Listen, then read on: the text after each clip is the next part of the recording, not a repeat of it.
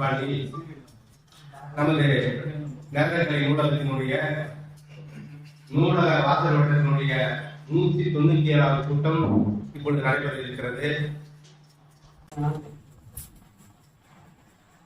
தமிழ்நாடு அரசு பொதுநலத்துறை தஞ்சை நகர இளைஞர்களும் கூட்டுறவு தலைமை இப்போது நடைபெற்றுக் கொண்டிருக்கும் மாநில வட்ட கூட்டம் 197வது கூட்டத்திற்கு வருகை கொண்டிருக்கின்ற அனைத்து சான்றோர் பெருமக்களையும் இது கலந்துகொண்டு வருக என வரவேற்கின்றேன். ஒரு மீட்டிங் நாங்கள் அரேஞ்ச் பண்றோம். மாதம் நடந்துட்டு தான் இருக்கு. மாதம் அது 7/20/25 பள்ளிகளுக்கு போட்டி நடத்தும் போது மட்டும்தான் அந்த ஸ்கூல் ஸ்டூடெண்ட்ஸ் வராங்க. அவங்களோட போட்டி நடத்திட்டு பரிசளிப்பு சொல்லும் போது அந்த பேரண்ட்ஸ் கொஞ்சம் பேர் வராங்க. இதை கொஞ்சம் மாற்றணும் அப்படின்றதுக்கான நிறைய முயற்சி எடுத்துக்கிட்டே இருக்கும். அந்த முயற்சியோட நீங்க எல்லாருமே எங்களோட கையெழுத்து கொள்ள வேண்டுமாய் அன்போடு கேட்டுக்கொண்டேன்.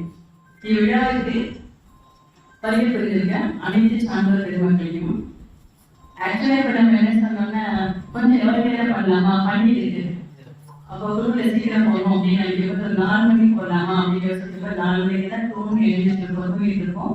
அப்ப வேணுமே கொஞ்சம் தள்ளி போடுற மாதிரி ஆயிடுச்சு. ஸோ 5 மணிக்கு ஸ்டார்ட் ஆகுதுன்னு பார்த்தேன். அப்படி இப்படின்னு 6 மணி ஆயிடுச்சு. கொஞ்சம் கொஞ்சமா வரும்போது அந்த தொலைபேசி மூலியமா தொடர்பு கொள்ளும் போது நம்ம காதை பெருமலையா நான் சொல்றேன் தப்பாடு அவங்க வயசுல பையன் நம்ம வயசானவன்னு சொல்ல முடியாது. தேவர் வெரி ஆக்டிவ். அதுல மந்தமே கிடையாது. மேலே படியேறி மேலே புதுசாக படிக்கிறாங்க. ஸோ ஃபர்ஸ்ட் மீட்டிங் நான் போது சொன்னேன் சார் அப்படியே எல்லாரும் சுற்றி பாருங்க. அதாவது பழைய நிர்வாகங்கள் எல்லாம் இருந்தபோது 60+ தான் நம்ம இருக்கிறோம். ஸோ நெக்ஸ்ட் ஜெனரேஷன் எப்படி கொண்டு வர போறோம் அப்படின்றதுக்கான முயற்சி நம்ம எல்லாம் முன்னெடுக்கணும் அப்படின்னு சொல்லிட்டு ஸோ அதுக்கான முயற்சி நம்ம செஞ்சுட்டே இருக்கோம். இன்னும் கொஞ்சம் நல்ல ரீச் ஆகல. இன்னும் கொஞ்சம் அதை சிறப்பாக எடுத்துட்டு போய் உங்கள் அனைவரோட ஒத்துழைப்போடு நிச்சயமா நம்ம செய்யணும் அப்படின்றத உங்களுக்கு வேண்டுகோளை வச்சு இப்ப வருகை வந்திருக்கும் அனைவருக்கும் எனது நன்றி நல்ல வரவேற்பை வரவேற்கிறேன். இவ்விழாவில் மாஸ்டர் வட்ட நிர்வாக உறுப்பினர்கள் நீங்க 15 பேர் தான் அந்த சிறப்பான ஒரு பெரிய விஷயம். இந்த ஏரியால இந்த லைப்ரரியா ரொம்ப அழகா லிஃப்ட் பண்ணி கொண்டுட்டு போற விஷயம். இந்த 15 பேரும் நம்ம நினைச்சிருக்கோம். அதோடு கூட தெருவில் இருந்து ஒவ்வொரு ஸ்ட்ரீட்லையும் 5 பேரையாவது நம்ம வரவேற்கிறதுக்கான முயற்சி செஞ்சோம்னா 50 நிமிஷம் ஆகும். ஸோ ஓரளவுக்கு நம்ம சக்சஸ் பண்ணிடுவோம்னு நினைக்கிறேன். அதுக்காக கொஞ்சம் நம்ம அடுத்தது ட்ரை பண்ணணும். ஸோ அப்படியே இந்த வாசல் வட்டம் சிறப்பாக செயல்பட்டதுனால தான் இதுல கூட்டங்களை தாண்டி வந்திருக்கோம். இந்த வாசல் வட்டத்துக்கு ஆண்டுதோறும் வாசல் வட்டத்துடைய சிறப்பு செயல்பாடு என்ற முறையில் வாசல் வட்டத்திற்கும் நல் நூலகர் அவர்களுக்கும் நல்ல வாசல் வட்ட செயல்பாடு தலைவர் இது போல விருது அவார்டு கொடுக்குறாங்க. ஏர்லி வாட்ஸ்மேன். ஸோ இந்த வருடம் அந்த அவார்டு நம்ம வாசல் அடிச்சுக்கிறதுல ரொம்ப சந்தோஷமா இருக்கு. இது அனைத்துக்கும் காரணம் உங்கள் அனைவருடைய ஒத்துழைப்பு தான். நீங்க எல்லாரும் கொடுத்து அந்த கூட்டு முயற்சி தான் அது பர்டிகுலரா நான் சொல்லணும். பலதரப்பட்ட ஒவ்வொரு ஏரியாலையும் வந்திருக்காங்க, ஒவ்வொரு ஃபீல்ட்லையும் வந்திருக்காங்க. அவங்களும் நிறைய அமைப்புல பிஸியா இருக்கிறாங்க. அதெல்லாம் விட்டுட்டு நம்ம கூப்பிடும்போது நமக்கும் வந்து நிற்கும் போது எனக்கு ரொம்ப சந்தோஷமா இருக்கும். சார்ல நிறைய அவார்டெல்லாம் வாங்கிட்டே இருக்காங்க. சார்லாம் 15 கவிதை எழுதும்போது சின்ன நிறைய கூட்டங்கள் வந்துட்டு இருக்காங்க. ஒவ்வொரு ராஜ்மலையும் ரைட்டர் அவர். அதனால இப்ப மையத்தின் தலைவர் பொறுப்பு எடுத்துக்கிறாங்க. ஸோ நிறைய அந்த பொறுப்புகள் ஐநாக்கள் எல்லாருமே ஈடுபாடா இருக்காங்க. கார்த்திகேயன் சார் சொல்ல வேண்டாம், பரவாயில்ல நீங்க நினைச்சிருக்காங்க. ஸோ அந்த பிஸி ஷெட்யூலையும் நமக்காக இருக்கீங்க. ஸோ அந்த நிர்வாக குழு உறுப்பினர் சொன்னாங்க. ஸோ அதோட இந்த சிறப்பான செயல்பாடு என்னைக்கும் நல்ல சிறப்பாக செயல்பாடு இன்னும் நல்ல, அதாவது தஞ்சாவூர்ல நம்ம நேரத்தான் நிறைய கூட்டம் நடக்கிறது மட்டும் இல்ல, சிறப்பான செயல்பாடு ஸ்ட்ரென்த் இருக்கு அப்படின்னு அந்த பேர் எடுக்கணும்ன்றத ரொம்ப ஆசைப்படுறேன். அதனால நம்ம நிர்வாக உறுப்பினர்கள் அனைவரையும் கூட்டி வரவேற்கிறேன். அது மட்டுமல்லாது பெற்றோர்கள் ரெகுலராக வரக்கூடிய வாசகர்கள் இவருக்கு அனைவருக்குமே யாரையுமே தனிப்பட்ட முறையில பார்த்து நோட்டீஸ் கொடுத்து இன்வைட் பண்றதே கிடையாது. குரூப்ல தான் நம்ம போறோம். தொலைபேசி மூலியமா மட்டும்தான் எல்லாரையும் இன்வைட் பண்றது. அதை மதிச்சு அதை ஏற்று இவரையும் கொடுத்திருக்க அனைத்து சார்ந்த பெருமக்களும் வாசகர்கள் அந்த ஸ்டூடெண்ட்ஸ் வந்தாலுமே அவங்களுடைய பெற்றோர்கள் அனைவருக்கும் நன்றி கலந்த வணக்கத்தை தெரிவித்துக் கொள்கிறேன். அனைவரையும் வருக என்று வரவேற்கின்றேன்.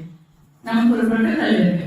கவிதை குரலும் பொருளும் படுத்தல் பிடித்தது. அந்த வகையில் இன்றைக்கு சார்லி மேன் என்பவர் அவர் அழகமான லைப்ரரிக்கு அடிக்கடி செல்வார்கள். அவருமே நம்ம இங்க வரவேற்கிறோம். அங்க இருக்கிறவங்களையும் இங்க கொண்டு வரும். எனக்கும் அழகாமலையில் அந்த வாசலோட தலைவருக்கும் ஒரு சின்ன உள்ளுக்குள்ளேயே ஒரு போட்டி மாதிரி இருக்கும். அவர் சொல்லுவேன் உங்களை பார்த்தா நான் இன்ஸ்பயர் ஆகல. அவர் சொல்லுவார் நான் சொல்றேன் இப்போ நீங்க தான் என்னோட மீட் பண்ணி போயிட்டே இருக்கீங்க. அது எனக்கு பொறாமையா இருக்குன்னு சொல்லுவேன். இன்னைக்கு அவர்களுக்கு ரொம்ப நல்ல சிறப்பா பண்றாங்க. ஸோ அங்க 60-50 மெம்பர்ஸ் வராங்களாமா இலக்கிய அவர்களை கொடுத்தது. 99 வரைக்கும் அப்படின்னு சொல்றாங்க. அப்போ எப்படி அச்சீவ் பண்ண முடியுது அவரால் எனக்கு புரியவில்லை. ஸோ எப்படி வர்றாங்க? அவங்களும் ரொம்ப பிஸி ஷெட்யூல் தான். ஸ்டார்பக்ஸ் காலேஜ் ஒர்க் பண்றவங்க அந்த ஏரியாவில் இருக்கிற அத்தனை பேரும் வந்துடுறாங்க. ஸோ இந்த ஏரியாவில் இருக்கிற அத்தனை பேரும் நம்ம வர வைக்கிறதுக்கு இந்த அவார்டை நம்ம வாங்கியிருக்கோம். எல்லாரும் பார்க்குறீங்க. இந்த அவார்டு தான் நமக்கு அதிகமாக வச்சது. ஸோ இந்த அவார்டோட கூட அடுத்த முறை இந்த பகுதியில் இருக்கிற எல்லாரையும் இங்கே வர வச்சு கூட்டா நாம் இருக்கணும் அப்படின்றது ரொம்ப நான் வேண்டி கேட்டுக்கொள்கிறேன். இவ்விழாவிற்கு முன்னணி ஆட்சியருக்கும் எங்கள் மாவட்டத்தோட அலுவலர் ஐயா அவர்கள் அவர் வெளியுறவுனால வர முடியும். அவர்களை வரவேற்று முறையாக தலைமைக்கு நடத்தியிருந்த நமது ஐயா அவரோட தலைவர் ஐயா அவர்களை வரவேற்று அவர் வெளியில் சென்றிருக்கிறார்கள். லாஸ்ட் 5 minutes வந்து சொல்லியிருக்காங்க. பார்ப்போம் அவர்களை வரவேற்று. ஸோ நேற்று நமது மாவட்ட துணைத் தலைவர் டாக்டர் கௌரி அம்மா அவர்களை இருக்கிற வருகிறவர்கள் வரவேற்கிறேன். அவங்க தான் ரொம்ப நேரத்தில் பண்றாங்க. மகளிரை வரவேற்கிறதுக்கு என்னெல்லாம் செய்யணும்னு அந்த முயற்சி நம்ம செஞ்சுட்டே இருக்கோம். வரபடி வரட்டும். இவ்விழாவிற்கு சிறப்பு ஆட்சி வந்திருக்கும் நாவல் ஆசிரியர் திரைப்பட நடிகர் திரு ஜி குமார் ஐயா அவர்களை திருக்கரங்குடி வருகிறவர்கள். இவ்விழாவிற்கு நன்மை ஆட்சியருக்கும் மணிமலன் ஐயா அவர்களையும் வருகிறவர்கள் வரவேற்கின்றனர். இவ்விழாவிற்கு சிறப்பு ஆட்சியர் வந்திருக்கின்ற தலைவர் ஐயா அவர்கள் நிலத்து வாழை அந்த நாவலுடைய அதாவது பழங்களது வாழ்வியல் முறை எடுத்து சொல்றதுக்காக வந்திருக்காங்க. ரொம்ப ஆர்வமா இருக்கு. இன்னைக்கு ஜெனரேஷன்ல என்னென்ன ப்ராப்ளம்ஸ் நடந்துட்டு இருக்கு, ஸோ எது நமக்கு பெஸ்ட் அப்படின்றத ஒரு ஒரு ஒரு தெளிவான ஒரு பிக்சர் நினைக்க நினைக்கிறேன். ஒரு சின்ன விஷயம் ஷேர் பண்ண நினைக்கிறேன். விஷுவல் ஸ்கூல்ல எனக்கு ஒரு சின்ன பசங்க தான் ஒரு ட்ராமா போட்டாங்க. 2 டீம், ஒரு எம்என் ஒருத்தர் வாட்ஸ்அப், ஒருத்தர் ஃபேஸ்புக். நான் தான் வாட்ஸ்அப் தான் பேசுறேன், ஃபேஸ்புக் தான் பேசுறேன், எம்என் தான் பேசுறேன். ஸோ எதை நீங்க தேடுறீங்க? நல்லதை தேடுனா நல்லதா இருக்கும், கெட்ட தேடுறதும் உங்களுக்கு மரணம் நிச்சயம் வரும் அப்படின்ற மாதிரி அது நடக்கும். ரொம்ப நல்லா இருந்தது. அதோட காப்பி நான் கேட்டிருக்கேன். நம்ம குரூப்ல போட்டு நம்ம சில்ட்ரன் குறையும் இல்லையா, ஸோ அதை போடணும் அப்படின்றது. அந்த மாதிரி ஒரு அவேர்னஸ் ப்ரோக்ராம் அங்கேயே நம்ம பண்ணலாம், ரொம்ப சிறப்பாக இருக்கும். இதை நான் ஏன் பதிவிடுன்னு சொன்னா, ஐயா அவர் திரைப்படத்தில் வெளிங்க இருப்பதாக சொல்கிறார்கள். நமக்கு கண்ணை ஜெயக்குமார் ஐயா நிறைய யூடியூப் போடுறாங்க. ஸோ இந்த அவேர்னஸ் எப்படி ரீச் ஆகணும், ரீச் பண்ண வைக்கணும் அப்படின்றதுக்கான ஒரு முயற்சியான நம்ம எல்லாருமே ஒரு ட்ரை பண்ணலாம் அப்படின்றது தான். அனைவருக்கும் நன்றி, வணக்கம். ஆழ்ந்த வணக்கத்தை கொடுத்து தலைவர் அவர்களுக்கும் மற்ற இங்கு கூடியிருக்கிற எல்லா வாசகர்களுக்கும் வணக்கத்தை தெரிவித்துக் கொள்கிறேன். இப்பொழுது நான் திருக்குறளை பற்றி பேச வந்திருக்கிறேன். இருந்தாலும் பொதுவான விஷயங்களே இந்த நூலிலே நான் பேச விருப்பப்படுகிறேன். அண்ணாதுரை அந்த காலத்தில் ஒரு லைப்ரரிக்கு போனால் முதல்ல எம்பி ஆனவரும் அவர் தான். இந்த லைப்ரரியில் கூட்ட போகிறக்க சாயந்தரம் ஆகிட்டு நீங்கள் வெளியில் போங்க அப்படின்னு சொல்லும்போது வெளியில் போகிறவரும் அண்ணாதுரை தான். ஸோ அந்த நிலைமையில அவர் இந்த புத்தகங்களை விரும்பி படித்தார். புத்தகங்களை ஏன் விரும்பி படிக்க வேண்டும் என்றால், ஒரு மனிதர் தன்னுடைய 100 ஆண்டு வாழ்க்கையில் பொதுவாக எடுத்துக்கொண்டார். எவ்வளவு அனுபவங்கள் சேர்கிறதோ அதை அவர் நூலாக எழுதி வைத்திருக்கிறார். அது புதினமாக இருக்கலாம், பெருக்கதையாக இருக்கலாம். இருந்தாலும் அவருடைய வாழ்க்கையிலே பட்ட இன்ப துன்பங்களை அந்த கதைகள் மூலமாக அவர் வெளிப்படுத்துகிறார். நாம் எல்லாம் எல்லோரும் 100 ஆண்டு வாழப்போவதில்லை. இருந்தாலும் 100 ஆண்டு வாழ்ந்த மனிதர்களை 100 புத்தகங்களை படிக்கும் பொழுது நாம் தெரிந்து கொள்வோம். அந்த ஒவ்வொரு புத்தகத்திலையும் அவர் புதினமாக எழுந்தாலும் சரி, சிறுகதையாக எழுந்தாலும் சரி, ஜெயகாந்தன் போன்ற ஆசிரியர்கள் அப்படி தங்களுடைய மனதிலே தோன்றியதை, தாங்கள் வாழ்க்கையிலே பட்ட கஷ்ட நஷ்டங்களை எல்லாம் அந்த கதையாக பொழிந்து அதிலே அவர்கள் கொடுத்திருக்கிறார்கள். எனவே நாம் அந்த அந்த மனிதர்களுடைய வாழ்க்கையை வாழ்ந்து கொண்டிருக்கும் பொழுது 100 ஆண்டு அனுபவத்தை நாம் அனுபவிக்கிறோம். நம்மளால 100 பிறப்பு எடுத்து அதெல்லாம் தெரிந்து கொள்ள முடியாது இந்த ஒரு பிறப்பில். அந்த முறையிலே இந்த நம் அண்ணாதுரை அவர்கள் அந்த மாதிரி தான் இருந்தார்கள். அந்த இந்த நூல் நிலையத்திலே, சென்னையிலே உள்ள நூல் நிலையத்திலே அவர் போய் முதல் ஆளாக போவார். நேரம் ஆகிவிட்டதே, நூல் நிலையம் தாக்கப் போகிறோம் என்று சொன்ன பிறகுதான் அவர் எழுதி வெளியே வருவார். அப்படி மாட்டு வண்டியிலே போய் படித்தார், கஷ்டப்பட்டு படித்தார்.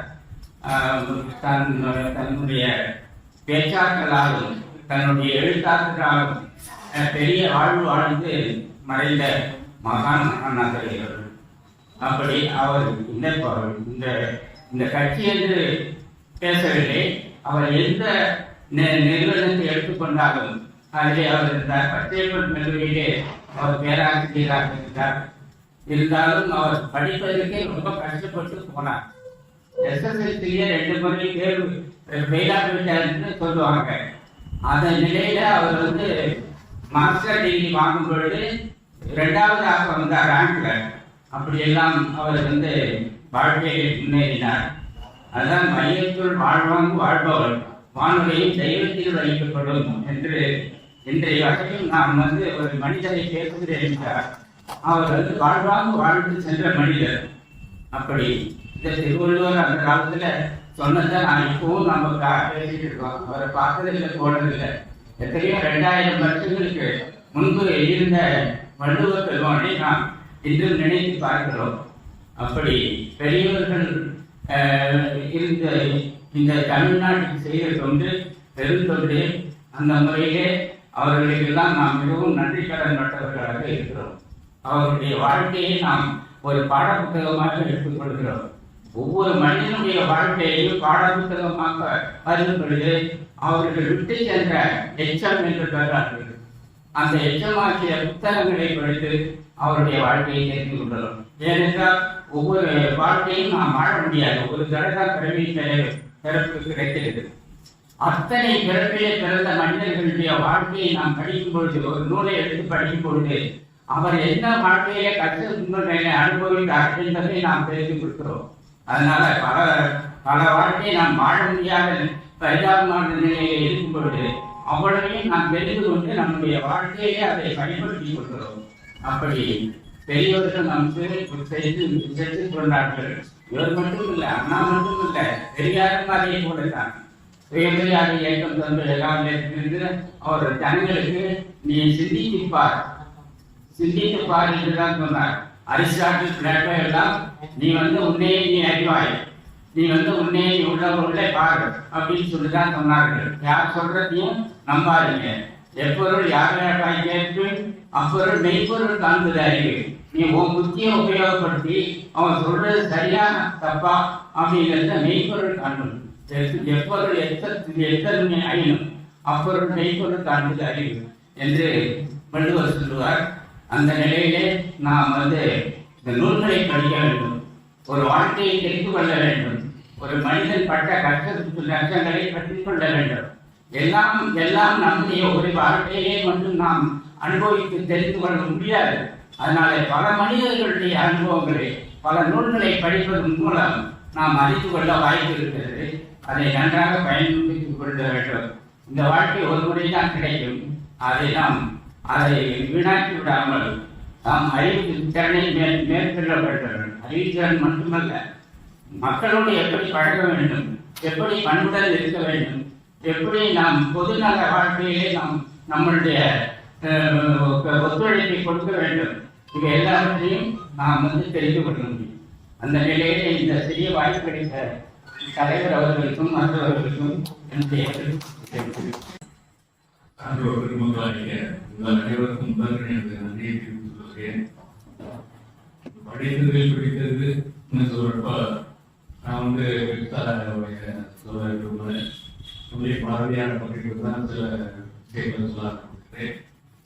பாரதியாரை பற்றி சொல்லணும்னா படித்ததில் பிடித்தது அவரை பற்றி ஏன் சொல்லணும் அப்படின்னா அவருக்கு பல முறைகள் இருந்த பொழுதும் காட்சி இருந்த பொழுது செல்வம் ஹிந்தி மூலம் பல மொழிகளை கற்றிருந்த பொழுதும் அவர்கள் கூறியது என்னவென்றால் யாவறிந்த மொழிகளையே தமிழ் மொழி போலும் ஏதாவது எங்கும் காணும் என்று சொன்னார். அதனால எங்கள் மொழி தமிழ் மொழிதான் சிறந்தது அப்படின்னு சொன்னார். அதே சமயத்தில் பாரதியார் அப்படி பேசக்கூடியவராக இருந்தாலும் தன்னை யாராச்சும் கிண்டல் பண்ணா அந்த ஏதாச்சும் பேசுனா அவங்க மனம் வருந்தும் மொழியும் சொல்லுவார். எப்படின்னா ஒரு தடவை ஒருத்தர் அவர்கிட்ட காந்திமதியாளர்னு போயிட்டு ஒரு பாரதியார் பாரதி சின்ன பையன் சொல்ல முடியுமா அவனால பாட முடியுமான்னு பாடுறேனே அப்படின்னு சொல்லிட்டு பாடினார். காரது போல் நெஞ்சிருந்த காந்திமதி நலனைப்பா அனி சின்ன பையல் அப்படின்னார். காரது போல் நெஞ்சிருந்த காந்திமதி நாளனைப்பார் அடி சின்ன பையல் அந்த பாரதின்னு வந்துடும். ஆகினால இது மாதிரி பாரதியார் பாடல்களை படிக்கின்ற பொழுது பலவித கருத்துக்கள் நமக்கு தோன்றும். அதே சமயத்தில் பிள்ளைகளுக்கு சொல்றப்ப தாய் எழுந்தவுடன் படிப்பு அப்படின்னு சொல்லுவாரு. நிறைய பேர் எப்போதும் படிக்கிட்டே இருந்தீங்கன்னா என்ன வருது அப்படின்னால காலை எழுந்தவுடன் படிப்பு அப்படின்னு சொல்லுவாங்க. பாரதி மாலை முழுத்து விளையாட்டுன்னு சொல்லுவாங்க. மாலையை முழுத்து விளையாட்டு அப்பதான் அவருக்கு தேவை ஆராய்க்கும் அப்படின்னாரு. இப்படியெல்லாம் பல விதத்தில் பெருமை பெற்ற பாரதியாரை பற்றி முன்னாடி எவ்வளவு சொல்லலாம். இருந்தாலும் நேர கருதி எனக்கு கொடுத்த வாய்மை நேரத்தை பயன்படுத்திக் கொண்டிருக்கிறேன் தெரியும். மற்றும் பாசமும் ஒருங்கே நிறைவுபட்ட இந்த அமைதலிலே திரையுலகத்தை சாய்த்துக் கொண்டிருக்கின்ற ஐயா அவர்கள் முன்னில் இங்கு அமர்ந்திருக்கும் அத்தனை ஆளுமை அவர்களுக்கு அனைவருக்கும் முதலில் என் வணக்கத்தை தெரிவித்துக் கொள்கிறேன். இந்த வாசல் வட்டம் இருப்பது எனக்கு இதுதான் தெரியும். இந்த கூட்டுறவு காலனி என்றால் ஒரு ஒற்றுமை இங்கு நிச்சயமாக இருக்கும், இருந்திருக்க வேண்டும். கூட்டுறவு காலனியை இந்த இடத்துல நான் முதலில் அறிமுகப்படுத்தி இருக்கிறேன். நான் எனது பேர் சாமிகன், புனைப்பெயர் கவிஞர் வல்லம் தேவராட்சி என்றிருக்கும். நான் காவல்துறையில் 36 ஆண்டு பணிபுரிந்து ஓய்வு பெற்றுள்ளேன். தமிழ் மீது கொண்ட ஆர்வமும் பற்றும் காரணமாக என்னால் அந்த 36 ஆண்டுகள் என்னால் பணியாற்ற முடியவில்லை. அதற்கான சேவைகள் எனக்கு கிடைக்கவில்லை. பணி நிறைவு பெற்ற பிறகு முதலில் அறிமுகப்படுத்தியவர் சிவஞானம் என்ற என்னுடைய கல்லூரி நண்பர். என்னை முதலில் அறிமுகப்படுத்தியது நம்ம அழகம்மாள் ஆசைப்பட்டோம். அத்தனை உள்ளங்களும் இங்கே இருக்கிறார்கள். அவர்களுடைய ஆசையோடு தான் நான் என்னுடைய கவிதையை ஆரம்பித்தேன். அடுத்த மாதம் ஒரு புக்கு வெளியிடுவதாக இருக்கிறேன். அந்த முறையிலேயே இந்த கவிதையை நான் தினமும் எழுதி போடும்போது எல்லா அன்புடங்களும் எனக்காக வாழ்த்துறை சொல்வார்கள். அது இன்னும் என் மனநிலை அதிகமாக ஏற்படுத்திக் கொண்டிருக்கிறது. அந்த வாசல் வட்டத்தில் மட்டுமல்லாமல் மைய ஊடகத்திலேயும் தலைவராக இருக்கிற ஐயா அவர்களும் என்னை போடுவார்கள். அந்த வகையில் நான் என்னுடைய பெருமிதத்தை மிகவும் உச்சமாக நினைத்துக் கொள்கிறேன். இங்கு பேசிய போது நூலகத்தின் வரவேற்பாளராக பேசினார்கள். அவர்கள் பேசிய கருத்தில் 2 கருத்து உண்டு. கூட்டுறவு காலனி என்று சொல்லிவிட்டார்கள். இங்கு கூட்டுறவு காலனி நாம் யாரும் வல்லை என்று நாம் வருத்தப்பட வேண்டிய அவசியம் இல்லை. அழைத்தால் வருவார்கள். இன்று எனக்கு அழைப்பு வந்தது. வந்தவுடன் என்னுடைய மிக முக்கியமான வேலைகளை விட்டுவிட்டு தமிழை கருத்தில் கொண்டிருந்தவாறு தான் நான் இந்த இடத்திலிருந்து உடனே சேர்ந்து எந்த இடம் என்று கேட்டுக்கொண்டு வந்திருந்தேன். மேலும் இந்த இடமெல்லாம் எனக்கு அறிமுகமான இடம்தான். நாங்கள் அலுவலில் இருக்கும்போது இங்கெல்லாம் இதற்கு இருந்தால் கூட பட்டா புக்குனு பேர் இருக்கு. அந்த பட்டா புக்கு கையெழுத்து போட்டு தான் நம்ம போகணும். அதனால சார்ட்டு மட்டும் கேட்டேன், எந்த இடத்துல வாட்டர் டேங்க் என்று சொன்னால் அதை அறிமுகப்படுத்தி நேரம் நான் வந்து சேர்ந்துவிட்டேன். இங்க வந்த பிறகு இங்க உள்ள ஆளுமைகள் எல்லாம் பார்க்கும்போது மிகவும் சந்தோஷமாக இருக்கிறது. அதில் எந்த விதமான மாற்றுக்கருத்தும் இல்லை. அதை விட முதலாக இங்கு வந்து நான் இப்பொழுது பேச விளையும் பொழுது முதலாக எந்த துறையில் எடுத்துக்கொண்டேனோ கல்லூரி படிப்பை முடித்துவிட்டு சினிமா துறைக்காக சென்னையில் போய் இருந்துவிட்டு திருப்பி அங்கிருந்து நான் இங்கு பணி கிடைத்ததனால் வந்துவிட்டேன். முதலாக இந்த கூட்டுறவு காலனியிலே ஒரு திரைப்பட நடிகர் முன்னாளாக நான் பேசுவது என்றால் அதை நான் பெரும் பெரும் மகிழ்ச்சியாக நினைத்து கொள்கிறேன். ஐயா அவர்களுக்கு நன்றி தெரிவித்துள்ளேன். காலங்களில் எப்பொழுது என்று தெரியவில்லை. அந்த காலத்தை கூறி நான் ஒரு கல்வியை படித்துவிட்டு செல்லலாம் என்றிருக்கிறேன். ஆனால் படிக்க வேண்டிய கல்வியை நூலகத்தை பற்றி தான் படித்திருக்க வேண்டும். ஆனால் திரைப்படத்தை பற்றி திரைப்பட நடிகர் வந்துவிட்டார் என்பதால் அந்த திரைப்படத்து சம்பந்தமாக ஒரு நாட்டுப்புற கல்வியை படித்துவிட்டு செல்லலாம் என்றிருக்கிறேன். பூவா பூத்திருக்கியே புத்தம் புது பொண்ணு, பூவா பூத்திருக்கியே புத்தம் புது பொண்ணு, நீ வேகா வேல் இல்லாம வாழ்க்கைய சொல்லு. வந்தா ஆணும் பெண்ணும் பாடுறாரு. பெண் பாடுறாங்க. வந்தா சுத்திரியே வலச நாட்டு பையா, உன் வரவை கண்டு வாழுடனே நின்றுட்டு போயா. வண்டா சுத்திரியே வலச நாட்டு பையா, உன் வரவை கண்டு வாழுடனே நின்று புட்டு போயா. அடுத்தது வேண்டாம்.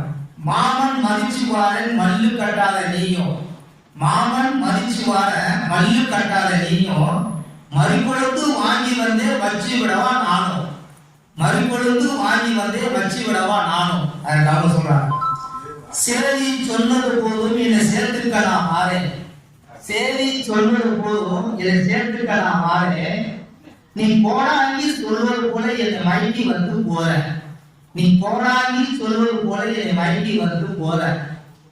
நாக்கு தொடும் பல்லு தானே நமக்குள்ள பிழைப்பு, நாக்கு தொடும் பல்லு தானே நமக்குள்ள பிழைப்பு, நாலு பேரும் சொல்லுத்தானே நாம வாழும் நினைப்பு, நாலு பேரும் சொல்லுத்தானே நாம வாழும் நினைப்பு. என்னை முதலில் இங்க கதையை பாட வைத்ததற்கும் என்னை அழைத்து பேச வைத்த தலைவர் அம்மா அவர்களுக்கும் அனைவருக்கும் உள்ள எல்லாரும் நன்றி தெரிவித்துள்ளே கண்டிப்பாக. இன்று நிலத்து வாடை நாவல் காட்டும் கிராமத்து வாழ்வியல் பற்றி நம்முடன் கலந்து பேச, நமக்கு உள்ள தனக்கு உள்ள அனுபவங்களை பற்றி நம்முடன் பகிர்ந்து கொள்ள திருப்பி எல்லாரும் சார வந்து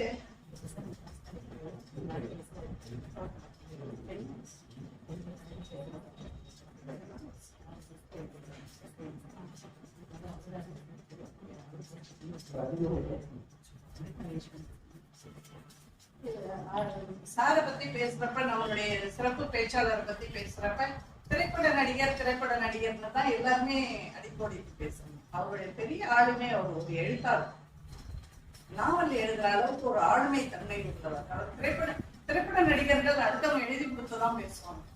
இவர் தான் அவருடைய படைப்பாளி. அந்த ஒரு ஆளுமை தன்மையோட தான் நம்ம அவரை பார்க்கணுமே தவிர திரைப்பட நடிகர்ங்கிறது அது ஒரு ஆளுமை கிடையாது. ரஜினியை கேட்டாங்களாம், உங்க படம் தான் சூப்பர் ஹிட் ஆகுது, செவி வழி செய்து நான் எந்த ரஜினியை போய் நேரம் பார்த்தேன், உங்களுடைய படம் எல்லாம் எப்படி சூப்பர் ஹிட் ஆகுது, உங்களை விட பல மடங்கு அனுபவம் வாய்ந்தவர், பல மடங்கு பல்நோக்கு சிந்தனை உடையவர் கமலஹாசன். பாதி படங்கள் அவருக்கு அடி வாங்குதே, என்ன காரணம் அப்படின்னு ஒரு ரொம்ப க்ளோஸ் கனெக்ஷன் உள்ளவங்க கேட்டப்ப ரஜினி லிட்டரலா அந்த எனக்கு ஒண்ணுமே தெரியாதையா, டைரக்டர் முன்னெல்லாம் நிப்பேன் பேசுனா பேசுன்னு திரும்பினா டைரக்டர் சொல்றது செய்யறதுக்கு தானே நான் இருக்கேன், படைப்பாளி அவர் தானே, அவரோட படைப்பை என் மூலியமா காட்ட ஆசைப்படுறாரு, அவர் சொல்றதை நான் செஞ்சுட்டு போயிடுவேன். கமலஹாசன் அப்படி கிடையாது. நீ இதை சொன்னீங்கன்னா நான் இதை சேர்த்து செய்யலான்னு செய்யக்கூடிய ஆளு. அவருடைய அந்த அறிவுத்திறன் வந்து எல்லார் மத்தியிலையும் செல்லுபடியாகாது. எனக்கு என்னை பத்தி ஒண்ணுமே தெரியாது, சொல்றத செஞ்சுட்டு போனேன். திரைப்பட நடிகர்கள் நிறைய பேர் கிட்டாங்க, இது ஒரு பெரிய காரணம்னு சொல்லுவாங்க. ஏன்னா படைப்பாளி அந்த டைரக்டர் அவருடைய எதிர்பார்ப்புக்கு ஏத்த மாதிரி செய்யறவங்க தான் கரெக்டான அந்த பாத்திரத்துக்கு பொருந்துவாங்க. தன்னுடைய கற்பனை சக்தியை சேர்த்து செய்யறவங்க அந்த பாத்திரத்துக்கு ரொம்ப இதா பொருந்தி வர மாட்டாங்கன்னு சொல்லுவாங்க. இப்ப அதாவது ஒரு காலத்துல என்ன சொல்லுவாங்கன்னா, ரொம்ப ஆரம்ப பீரியட்ல படைப்பாளிகளும் நடிகர்களும் ஒருத்தராகவே தான் இருந்தாங்க. இடையில படைப்பாளிகளும் நடிகர்களும் வேற வேற இருந்தாங்க. இப்ப திருப்பி படைப்பாளிகளும் நடிகர்களையும் ஒன்றா நிறைய பேர் நம்ம படிக்கிறோம் இல்லையா. இப்ப சமகாலத்து திரைப்பட நடிகர்கள் எல்லாம் ப்ரொடியூசரா இருக்காங்க, டைரக்டரா இருக்கிறாங்க, டயலாக் ரைட்டர்ஸா இருக்கிறாங்க, இது சாங் ரைட்டர்ஸ் லிரிக்ஸிஸ்டா இருக்கிறாங்க, பிளேபேக் சிங்கரா இருக்கிறாங்க, மியூசிக்கும் போடுறாங்க. ஸோ மல்டிபேஸ்டர் பர்சனாலிட்டின்னு எல்லாரையும் நம்ம சொல்லிட்டு இருக்கோம். ஸோ ஐயா நம்ம இந்த நூலகத்தை பொறுத்த வரைக்கும் ஒரு சிறந்த எழுத்தாளர், படைப்பாளி என்ற வகையில் அவரை இங்கு உங்கள் முன் அறிமுகப்படுத்த நான் மிகவும் பெருமைப்படுகிறேன், சந்தோஷப்படுகிறேன். நம்மளுடைய வாசர் வட்ட கூட்டம் உங்கள் அனைவருக்கும் தெரியும். ஒவ்வொரு மாதமும் 3வது சனிக்கிழமை, அதாவது மழை பெஞ்சாலும் விடாது நடக்கும். நாங்க எதிர்பார்க்கறது உங்களுடைய ஆதரவு மட்டும். வந்து சிறப்பா நல்லா கலந்துகிட்டு சந்தோஷமா தகவல்களை பகிர்ந்துகிட்டு உங்களுக்கு தெரிஞ்சதை இங்க வந்து மேடையில நின்று எல்லாருக்கும் சொல்லிட்டு போனாலே இந்த வாசல் வட்டம் வெற்றிகரமா நடக்கும். நான் திருப்பி உங்க முன்னாடி வைக்கிற ஒரே கோரிக்கை, சாரை வந்து நான் இன்னைக்கு காலையில தான் போன் பண்ணி கேட்டேன். சார் ஒரு முறை கூட நேர்ல பார்க்காம உங்களை நேரம் வந்து ஒரு இன்வைட் பண்ணாம ஒரு கூட்டத்துக்கு அழைக்கிறது முறை கிடையாதுன்னு நான் வரவேற்றுங்க. எடுத்தோடனே சொன்னாங்க அதெல்லாம் கிடையாதுமா, அந்த ஃபார்மாலிட்டி எல்லாம் இல்லை, அங்க வாங்க இங்க வாங்கன்னு சொல்லக்கூடாதுமா, நீங்க பாட்டுக்கு இருங்க, நான் உங்க இடத்துக்கு வந்துடுவேன் அப்படின்னு திருப்பி நான் சொன்னேன். அது பண்றது கிடையாது சார், நாங்க வந்து ஒரு முறைனாச்சும் உங்களை நேர்ல வர இன்விடேஷன் கொடுக்கணும் சார், அதுதான் பண்ணுது அப்படின்னு சொன்னேன். அது உண்மைதான், வாஸ்தவமா என்ன நான் வந்துடுறேன் உங்க இடத்துக்கு. ஆக்சுவலா இப்ப நான் வந்து 10 நிமிஷத்துல சார் வந்துட்டாங்க, சார் வந்து நிறைய பேர் வந்தாங்க. ஸோ இதெல்லாம் வந்து ஒரு போட்டு தகுந்த பண்பு, இதெல்லாம் நம்ம பார்க்கறதோட போயிடக்கூடாது, இதை எப்படியாச்சும் நம்ம உள்ள கொண்டு வந்து. அதுதான் நான் வாசல் வட்டத்துல திருப்பி நான் சொல்ற ஒரே விஷயத்த இன்னைக்கும் சொல்றேன். தயவு செய்து ஒரு பெரிய இதிகாச கதையை உங்களை இங்க நாங்க சொல்ல இப்ப ஐயா ஆரம்பத்துல ரெசிஸ்ட் பண்ணாங்க, வந்து அழகா பேசலையா. சோ உங்க மனசுல எதையாச்சும் யாருக்கிட்டையாச்சும் பகிர்ந்துக்கணும்னு ஒரு அடிப்படையான ஒரு எண்ணம் இருந்துகிட்டே இருக்கும். நம்ம படிச்சதையோ நம்ம வீட்டுல பேசுறப்ப வந்த தகவலும் ஏதாச்சும் ஒண்ணு யாருக்கிட்டையாச்சும் ஷேர் பண்ணணும்ன்ற ஆவல் உங்கள்கிட்ட இருந்துகிட்டே இருக்கும். ஏன் நீங்க முன்னாடி வரமாட்டேங்கிறீங்கிறதான் எங்களுக்கு பேசுறவங்களே திருப்பி பேசணுங்கிறதுக்காக போய் வேற ஹெட்டிங்லாம் தேட வேண்டியதா இருக்கு. அதே நீங்க அந்த பேசுற பொருட்கள் நம்ம நிர்வாக குழு உறுப்பினர்களெல்லாம் திருப்பி நான் சொல்றேன், நம்ம 20 பேர் இருக்கோம், 20 பேர் ரொட்டேஷன்ல பேசணும்னா 20 மாதங்கள் முடிந்து போயிருப்பாங்க. அதுக்கப்புறம் தான் நம்ம ஸ்பெஷல் இன்வைட்டீஸ பத்தி நம்ம யோசிக்கணும். தயவு செய்து உங்கள் மனதில் நீங்கள் அறிந்த தகவல்களை இங்க வந்து பகிர்றதுல உங்களுக்கு என்ன ஹார்ட்ஷிப் இருக்கு, என்ன ப்ராப்ளம் இருக்குன்னு புரியல. அடுத்த மாதம் புது வருடத்தில் நாங்க யாரும் தேடி போக கூடாது. நான் வைக்கிற ஒரே விண்ணப்பம் தான், யாரும் இந்த மாசம் நம்ம வட்டம் வாசல் வட்டம் நல்லபடியா நடக்கிறேன், யாரும் வந்து பேசுவாங்கன்னு நாங்க தேடக்கூடாது. நான் பேசுறேன், நீங்க யாராச்சும் முன்னாடி வரணும். எங்களை இந்த வகையில திருப்பி ஒரு ரிக்வெஸ்டாவே வச்சுக்கிட்டு தேங்க்யூ. என்னுடைய தலைமை உரை. இப்ப ஐயாவை பத்தி நம்ம யாருக்கும் தெரியாது, அவங்களை எங்களுக்கு இன்ட்ரோடியூஸ் பண்ணது உழைபாரதி சார் தான். அவர் உங்களுக்கும் அவரை பத்தி இன்ட்ரோடியூஸ் பண்ணுவார். அதனாலதான் சாரை பத்தி நான் எதுவுமே சொல்ல லிட்டரலா உங்களை மாதிரி தான் நானும் கேட்க போறேன், எனக்கும் தெரியாது. இங்கே நமது நூலகத்தின் எக்ஸாம் ப்ரிப்பரேஷன் நாங்க எல்லா இதையும் சொல்லிட்டு இருக்கோம். எல்லா காம்படிட்டிவ் எக்ஸாமுக்கும் புக் இங்க இருக்கு, வாங்க உட்காந்து படிங்க, ரெஃபரன்ஸ் போடுங்க. 4 பேர் வந்தீங்கன்னா 4 பேருக்குள்ள இன்டர்சேஞ்சபிள் ஆஃப் ஐடியாஸ் கிடைக்கும் அப்படின்னு நிறைய சொல்லிட்டு இருக்கோம். இங்க வந்து படித்த வெற்றிவேல் ஏற்கனவே ஃபயர் ஆபீசர்ஸ் ஆகிட்டாரு. ஸ்டில் நாளைக்கு நடைபெற போக எஸ்ஐ செலக்ஷன்லையும் எக்ஸாம் எழுதுறதுக்கு அவரு ப்ரிப்பேர் பண்ணிட்டாரு. அருண் 2 பேரும் நாளைக்கு நம்ம லைப்ரரி புக்ஸை யூஸ் பண்ணி காம்படிட்டிவ் எக்ஸாமுக்கு ரெடியானவங்க நாளைக்கு எக்ஸாமுக்கு போறாங்க. உங்க அனைவரின் ஆசீர்வாதமும் அவர்களுக்கு வேண்டும் என்பதால் உங்கள் முன் இன்று நிறுத்துகிறேன்.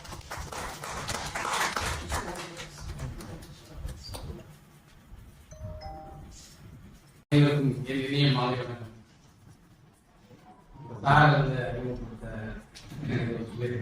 கொஞ்சம்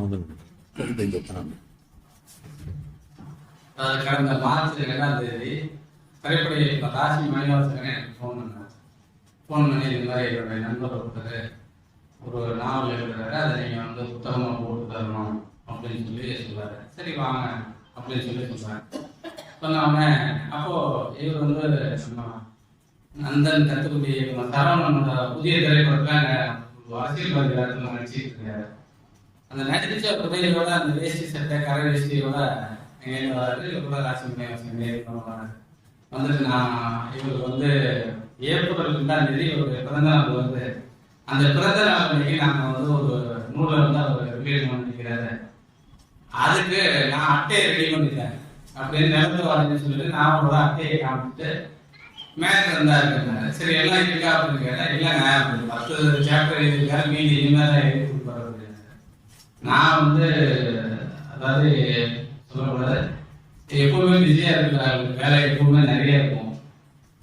இந்த மாதிரி கேள்வி இப்படி கொடுத்துட்டே சொல்றாங்க, சரி மீதியே கொடுக்கணும் பார்த்துப்போம் அப்படின்னு சொல்லிட்டே இருக்கேன். அடுத்த நாள் ஒரு 2 சாப்டர் எழுதி தர்றாரு. போய் சொல்லி போயிட்டு திரும்ப அங்கே வரையில இதை கொண்டாந்து கொடுத்துட்டு போறாரு. அதுக்கு அடுத்த நாள் இப்படி வரும்போது சரி வேலை அவர் வந்துட்டு அண்ணா என்னன்னா அவரோட வயசுல சின்ன பையன் இருந்தாலும் அண்ணா என்னன்னா நீங்க வந்து வேலையை ஆரம்பிக்காம இருக்கீங்க அப்படின்னு ஒரு நாள் சொன்னாரு. சரி என்னதான் இருக்குன்னு சொல்லிட்டு அதுக்கப்புறமேட்டுக்கு அதை எடுத்து அடிக்க ஆரம்பிச்சேன். அடிக்க ஆரம்பிச்சப்போ அந்த முதல் பக்கத்திலேயே அவர் எழுதியிருந்தார். என்ன எழுதியிருந்தாருன்னா, இந்த கல்லணை கால்வாய்களை வந்து தண்ணி பக்கத்துல வந்து எழுதியிருப்பார், ஊரே வேடிக்கை பார்க்க முடிஞ்சு அப்படின்னு சொல்லி அந்த நாவல் ஆரம்பிக்கும். அப்போ இந்த இதை பார்க்கும்போது நம்ம புண்ணியசெல்வம் பகுதியில அந்த வீரநாராயண ஏரியில தான் வந்து கதைய ஆரம்பிச்சிருப்பாரு. அது மாதிரி இவருடைய இது வந்து நல்லா வரும்போது அதுக்கப்புறம் படிக்க ஒரு ஆர்வம். என்னன்னா இப்ப இதுக்கிடையில நான் வெளி மாநிலங்கள்ல நிறைய கருத்தரங்குகளுக்கெல்லாம் போகும்போது ஒரு கம்பியில ஒரு கருத்தரங்கம் நடந்தது. அங்க ஒரு பேராசிரியர் பேசினாரு, வரலாறு அப்படின்னா என்னன்னா நமக்கு கிடைக்கிற தகவல்கள் அடிப்படையில தான் நம்ம வந்து வரலாற்றை வந்து கட்டமைச்சு இருக்கோம், என்னென்ன ஆதாரங்கள்லாம் கிடைக்குதுன்னு. இன்னும் ஒரு 100 வருஷம் கழிச்சு இப்போ உள்ள திரைப்பட இயக்குனர் அந்த சிடி எல்லாம் இருக்குல்ல, அது மாதிரி ஒன்று கிடைக்குதுன்னு சொல்ல. அப்போ அந்த சிடியை போட்டு பார்த்தா அங்க வந்து நான் சொல்றேன்னா ஆந்திராவில் உள்ள ஒரு பேராசிரியர் பேசுறாரு. நம்ம பாலையாக்காரர் வந்து நடிப்பார் தெரியும், அந்த இது ட்ரெயினை நிப்பாட்டுவாரு, பஸ் எல்லாம் தூக்கி அடிப்பாரு. அப்போ இதை வச்சு ஒருத்தர் வந்து வரலாறு எழுதினாருன்னா எப்படி இருக்கும் அப்படின்னு வந்து சொல்லுவாரு. அப்போ அந்த காலத்துல இப்படி எல்லாம் வீரர்கள்லாம் இருந்தாங்கன்னு சொல்லி எழுதுனேன். இப்போ இன்னைக்கு உள்ள நிஜத்துக்கும் அதுக்கும் ரொம்ப தூரம். இது மாதிரிதான் நம்ம வந்து கிடைக்கிற ஆவணங்களை வச்சு எழுதிக்கணும் அப்படிங்கிற மாதிரி சொல்லியிருப்பாரு. இன்னொன்று நம்ம நிறைய நாவல்கள் படிக்கிறோம், நிறைய இதெல்லாம் படிக்கும்போது அறிவியல் புதினமாக இருக்கட்டும், வரலாறு இப்படி பல இதில் படிக்கும் போது நாம வாழ்ந்த வாழ்க்கைய ஒருத்தர் நம்ம பகுதியில, அதாவது நான் தஞ்சாவூர் மாவட்டத்துக்கு நான் கட்டுக்கொள்ள இருந்திருக்கேன். இவர் ஒரநாட்டு காலத்தில் உள்ள குடும்பம்லாம் சாரோட சொந்த ஊர். இப்போ இந்த மண்ணில் இவர் வாழ்ந்த காலத்தில், அதாவது இவர் சிறுவனாக இருந்துதான் இந்த காலத்துல நடந்த நிகழ்வுகளை அப்படியே நம்ம கண் முன்னாடி பிரதிபலிக்கிற மாதிரி அவர் வந்து எழுதியிருந்தாரு. இதுக்கு படிக்க வியப்பு. அதுக்கப்புறம் என்ன ஆகுதுன்னா, அந்த நாவலுக்குள்ள நான் போகும்போது எனக்குள்ளேயும் பார்த்தீங்கன்னா நிறைய மாற்றங்கள். இதுல இவருடைய கதாபாத்திரங்கள்லாம் நம்ம பார்த்த பேசிய பழகிய மனிதர்களாகவே இந்த கதாபாத்திரங்களா இருந்துச்சு. இருந்தப்போ இது மாதிரி அவர் கொஞ்சம் இது பண்ணாங்க கொடுக்குறது அடிக்கிறது. ஏன்னா டைமும் ரொம்ப ஸ்டார்டா இருக்கு. அவருக்கு வந்து என்ன அந்த நேரத்தில் பிஸியா தூண்டிக்கிறாரு, அவர் திரைப்பட வசனம் எடுத்தாரு. இந்த மாதிரி சூழல்ல நடக்குது. நடந்தப்போ ஒரு இடையில வந்து ஒரு வால்யூம் அடிச்சுட்டு இருக்கோம், ஒரு சாப்டர் பண்ணிட்டு இருக்கேன். அந்த சாப்டர் பண்ணும்போது அவர் இது எழுதியிருந்தாரு. எழுதியிருந்தது படித்தாலும் நான் டைப் பண்ணும்போது உண்மையா சொல்றேன், இன்னைக்கு கிட்டத்தட்ட 35 ஆண்டு காலமா நான் வந்து நிறைய ஆயிரக்கணக்கான நூல்கள் 14 மொழிகளில் இருந்து இந்திய மொழிகளில் பண்ணியிருக்கேன். உணர்வுகள் ஏராளமான நூல்களை பண்ணியிருக்கேன். என்னை அழ வச்சது இவர் தான், தான். எனக்கு வந்து என்ன கண்ணீர், என்னை அறிய நினைச்சா கூட சொல்லியிருக்கோம். அந்த அளவுக்கு கண்ணீர் வந்து என்ன கண்ணால் அப்படியே இதா இருக்கு, ஒண்ணுமே சொல்ல முடியல. ஏன்னா அதுல வர ஒரு கேரக்டர் அப்படியே எங்க அம்மாவை கண் முன்னாடி பண்ணிச்சு. அதை அந்த நினைப்பு வந்தவொடனே என்னால முடியல, கண்ணீர் கொடுத்தது. உடனே நிப்பாட்டி வேலையை நிறுத்திட்டு போயிட்டு மோகன் வெளியிட்டு வந்து இவர் அறிமுகப்படுத்தி வச்ச ராசி மணிவாசகர் வந்து போன் பண்ணி, என்ன சார் இந்த மாதிரி பண்ணியிருக்காரு, அப்படின்னு சொன்னா அவருக்கு என்னங்க அப்படின்ற ஒரு விஷயத்தை சொன்னேன். சொன்ன பின்னாடி அவருக்கு ரொம்ப சந்தோஷம். ஏன்னா நான் நேரடியாக வந்து சொன்னேன் புகழ் மாதிரி ஆகிடும், ஏதாவது நமக்கு வேலை கொடுத்ததுக்காக நம்ம சொல்ற மாதிரி அப்படின்னு சொல்லிட்டு அதை சொன்னேன். அதுக்கப்புறம் அந்த நாவல் வந்து வெளியீட்டு விழாவும் சிறப்பாக நடந்துச்சு. இன்றைய வரையில் கிட்டத்தட்ட நம்ப மாட்டீர்கள் 8000 பிரதிகள் விட்டிருக்கிறார் அந்த நாவல். இந்தியா மட்டுமல்ல வெளிநாடுகளிலும், அதுவும் எந்த பெரிய பதிப்பமும் வெளியிடல, நாங்கள் தான் வெளியிடுறோம், நாங்கள் தான் அடிச்சிருக்கோம். ஆனா எந்த பெரிய எழுத்தாளர்களுக்கும் இந்த அளவுக்கு வந்து வித்தது இல்லை. காரணம் என்னன்னா நம்முடைய வாழ்க்கை, நாம் வாழ்ந்த வாழ்க்கையை உண்மைக்கு நெருக்கமாக அவர் வந்து எழுதியிருக்காரு.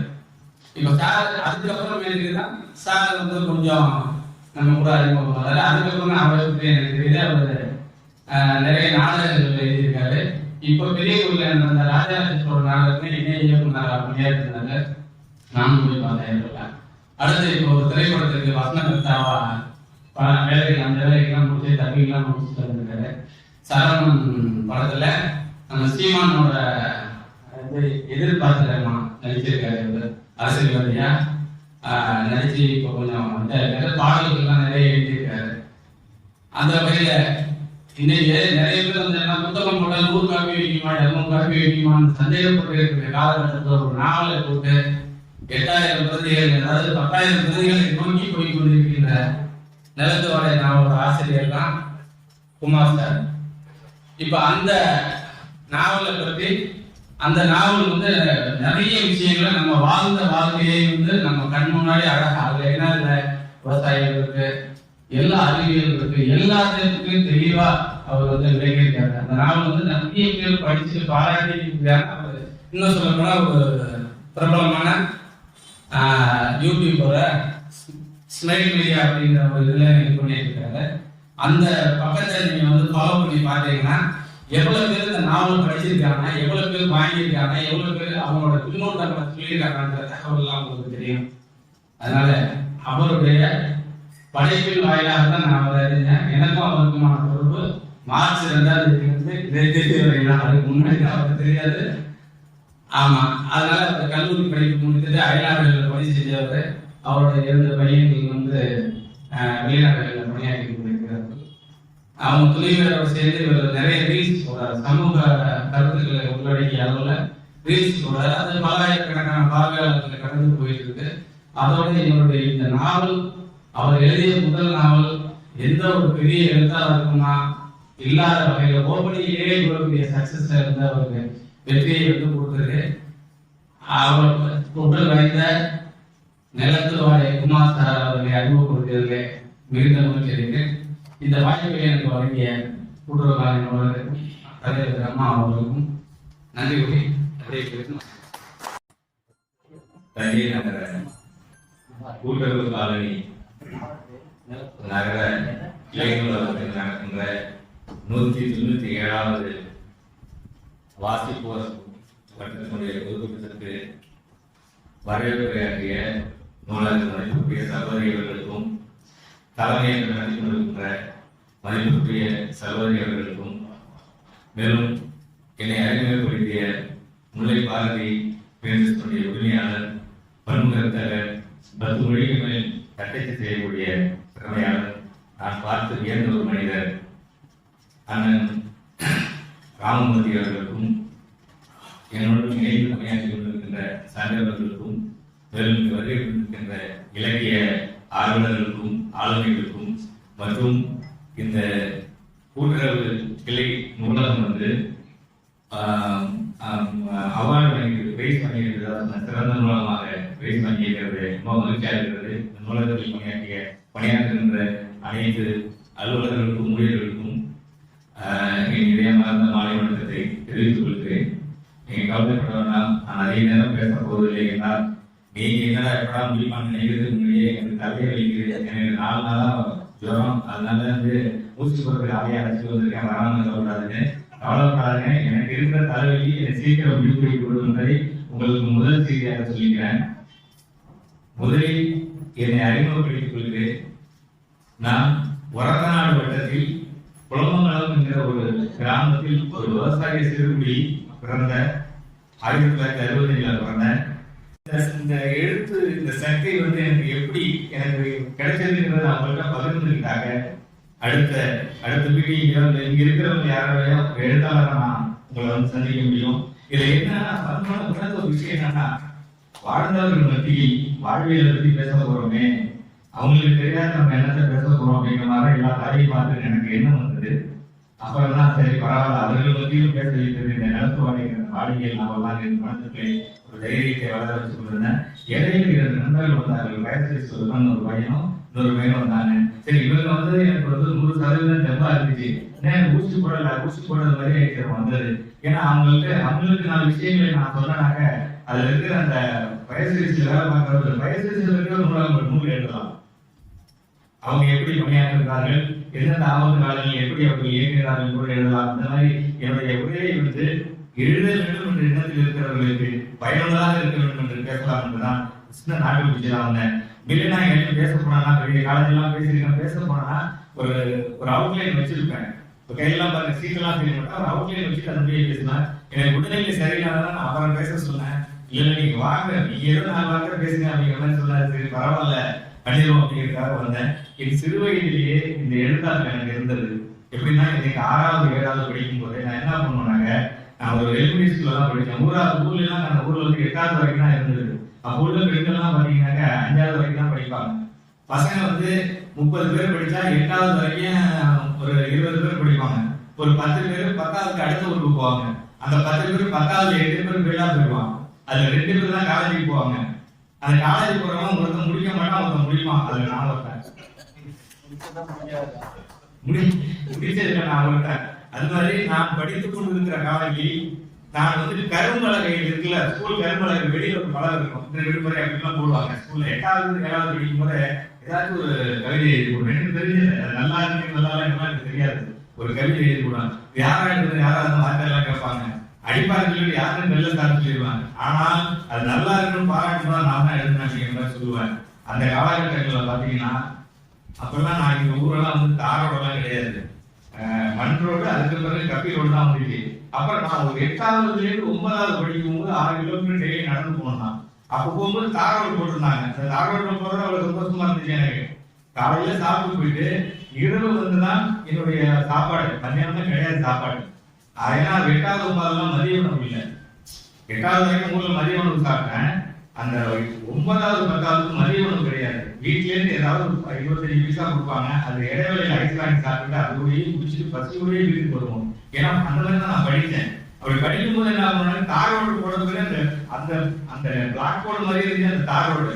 அதுல எழுத ஆரம்பிச்சேன். ஏதாவது ஒன்று எழுதுறது, எழுதி போட்டுட்டே இருக்கிறது என்ன பண்றது. அதுல வந்து என்ன அப்படின்னா அப்பெல்லாம் கிராமத்துல நிறைய வில்லங்கமான ஆட்களா இருப்பாங்க.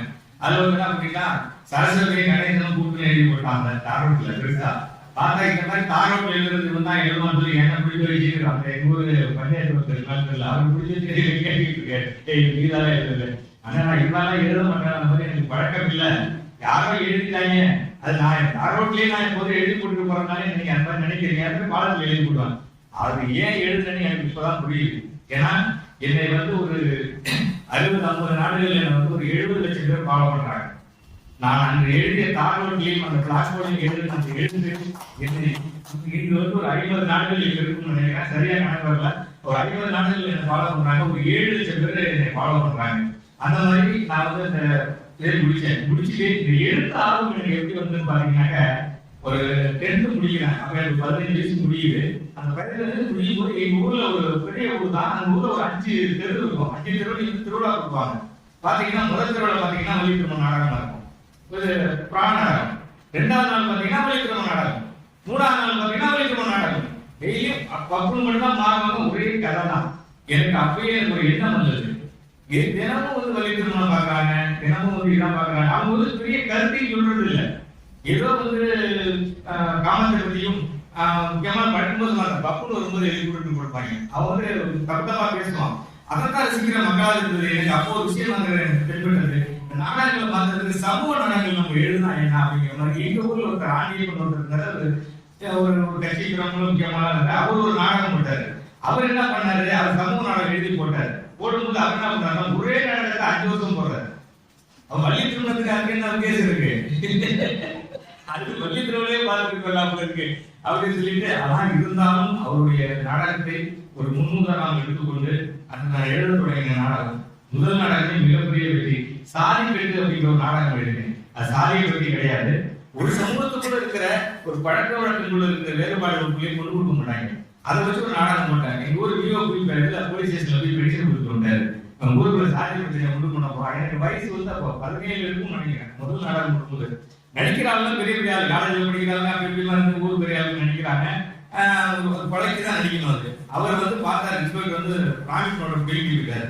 பிடிக்கிட்டு அதை படிச்சு பார்த்துட்டு அப்புறம் விஓக்கு சொல்லியிருக்காரு வந்து நல்ல கதையா இருக்கு, சாதி பிரச்சனை ஒண்ணுமே இல்லை, நாங்களே பாதுகாப்பு கொடுக்குறோம், நீங்க நாடகத்தை நடத்துறேன்னு சொல்லிட்டு இவருடைய 17 வயதுல நாடக இயக்குனராக நாடக இயக்குனராக மாறியது நான் எழுதிய அந்த பிளாக் போர்டு வார்த்தைகள் தான். கருமலையில் நான் எழுதிய அந்த எழுத்து தான் என்னை 17 வயதில் வந்து ஒரு நாடக இயக்குனராக மாறியது. அடுத்து அப்படியே போறேன், காலேஜுக்கு வரேன். மேடம் ஒரு அருமையான ஒரு கருத்து சொன்னாங்க, எனக்கு ரொம்ப பிடிச்சிருந்துச்சு. ஏன்னா என்னை வந்து ஒரு 7-8 லட்சம் பேர் ஃபாலோ பண்றாங்க. நான் நிலத்துவாடைக்கு முன் நிலத்துவாடைக்கு பின்னு கூட என்ன சொல்லிக்கலாம். ஏன்னா நிலத்துவாடைக்கு முன் வந்து எனக்கு வந்து சுமைல் மீடியா குமார் தான் சொல்லுவாங்க. ஏன்னா சுமைல் மீடியா கம்ப்யூட்டர் அப்படிங்கிற ஒரு பக்கத்துல ஒரு ஆன்லைன் யூடியூப் வச்சிருக்கேன், பேஸ்புக் வச்சிருக்கேன், இன்ஸ்டாகிராம்ல எனக்கு 1 லட்சம் பேர் ஃபாலோ பண்றாங்க. இன்ஸ்டாகிராம்லாம் வந்து பார்த்தா 18-20 பொண்ணுங்களை தான் ஃபாலோ பண்றாங்க. ஆனா எனக்கு வயசு 60, என்ன வந்து 1 லட்சம் பேர் ஃபாலோ பண்றாங்க இன்ஸ்டாகிராம்ல. அப்படின்னா நம்ம சொல்ற விஷயங்கள்லாம் அது முக்கியம். மேடம் சொன்னாங்க, எனக்கு ரொம்ப பிடிச்சிருந்துச்சு. அவர் வந்து ஒரு எழுத்தின் மூலமாக நாம் அறியப்பட்டவர். அவர் வந்து நீங்க மேடைகளில் வந்து சினிமாவை சொல்லி படிக்கிறீர்கள் அப்படின்னு சொன்னாங்க. ஆனா மேடைகள் தான் உண்மை. நான் நடிப்பின் மூலமாக அறியப்பட்டவர் சுமைல் மீடியா குமார் என்பவன். நிலத்துவாடையை அடிமைப்படுத்தி நான் எழுதிய எழுத்து இப்ப நான் சுமைல் மீடியா குமாராக இருந்தவன் நிலத்துவாடை குமாராக மாறிவிட்டேன். கரெக்டா சொன்னாங்க. அவங்க மேடம் கூட அவங்க நம்ம நூலக சகோதரியோட சொன்னாங்க ஒரு கருத்து எனக்கு ரொம்ப அப்படியே மனசுக்குள்ள அடிச்சது மாதிரி இருந்தது. தலைமுறையில் வந்து நம்ம உருவாக்கணும் அப்படிங்கிற மாதிரி சொன்னாங்க. மேடம் உங்களுடைய விருப்பம் தான் என்னுடைய விருப்பம். 65ல பிறந்த நானே 60 வயசுலாம் நூல் எழுதியிருக்கேன். அடுத்த தலைமுறையில வந்து நம்ம உருவாக்குறதுக்கு மிகப்பெரிய போராட்டம் நம்ம பண்ணியாகணும். அதுக்கு வந்து நமக்கு எதிரிகள் நிறைய இருக்காங்க. டிவிகள் இருக்கிறது, சினிமாக்கள் இருக்கிறது, சினிமாக்காரர்கள் இருக்கிறது, செல்போன் இருக்கிறது, இன்டர்நெட் இருக்கிறது, பேஸ்புக் இருக்கிறது, வாட்ஸ்அப் இருக்கிறது, வலைதளங்கள் நிறைய இருக்கிறது. அவர்களை நாம் வெல்வோமா என்பதுதான் பயமாக இருக்கிறது. காலேஜுக்கு போறேன், சரபொலி காலேஜ். அந்த 2 பேர்ல ஒரு ஆள் தான் நான் தேர்ந்தேன். எங்க ஊர்ல நான் மட்டும் தான் பஸ்ல ஏறும். ஒரே ஒரு பஸ் தான் காலையில வரும். அந்த 64 தான் ஓடிட்டு இருக்காது. அது வந்து மறுபடியும் எங்க வீட்டுக்கு போறது 9 மணி ஆகும். எங்க காலேஜ் சரபொலி காலேஜ். அங்க வந்து பார்த்தா மத்தியானத்துக்கு யாருமே இருக்க மாட்டாங்க. 8 பீரியட் 5 மணிக்கு வேலை பார்க்கணும். அதெல்லாம் ஃபார்மாலிட்டிலாம் ஒண்ணுதான். கரெக்டா பார்த்தாக்கா அவருக்கு அவர் அட்டெண்டன்ஸ் எடுப்பாங்க. எடுத்துக்காக 1 மணி 2 மணிக்கெல்லாம் எல்லாம் போயிடும். 1 மணிக்கு பிறகு 4 கிளாஸ் இருக்கு, யாரும் அட்டெண்ட் பண்ண மாட்டாங்க. இப்ப தஞ்சையில் 3 கல்லூரி தான், உதயநாச்சியார் கல்லூரி, சரபொலி கல்லூரி, பூண்டி கல்லூரி. பூண்டியில படிக்கிறவங்க கொஞ்சம் வசதியான நாட்கள் படிப்பாங்க. யாருக்கு இருக்கீங்களா பூண்டில படிப்பீங்க? அவர் வசதியானவரை பார்த்துங்க, கோயிலெல்லாம் கொடுத்துருவாரு. ஆனா அது மாதிரி பூண்டியில படிப்பாங்க.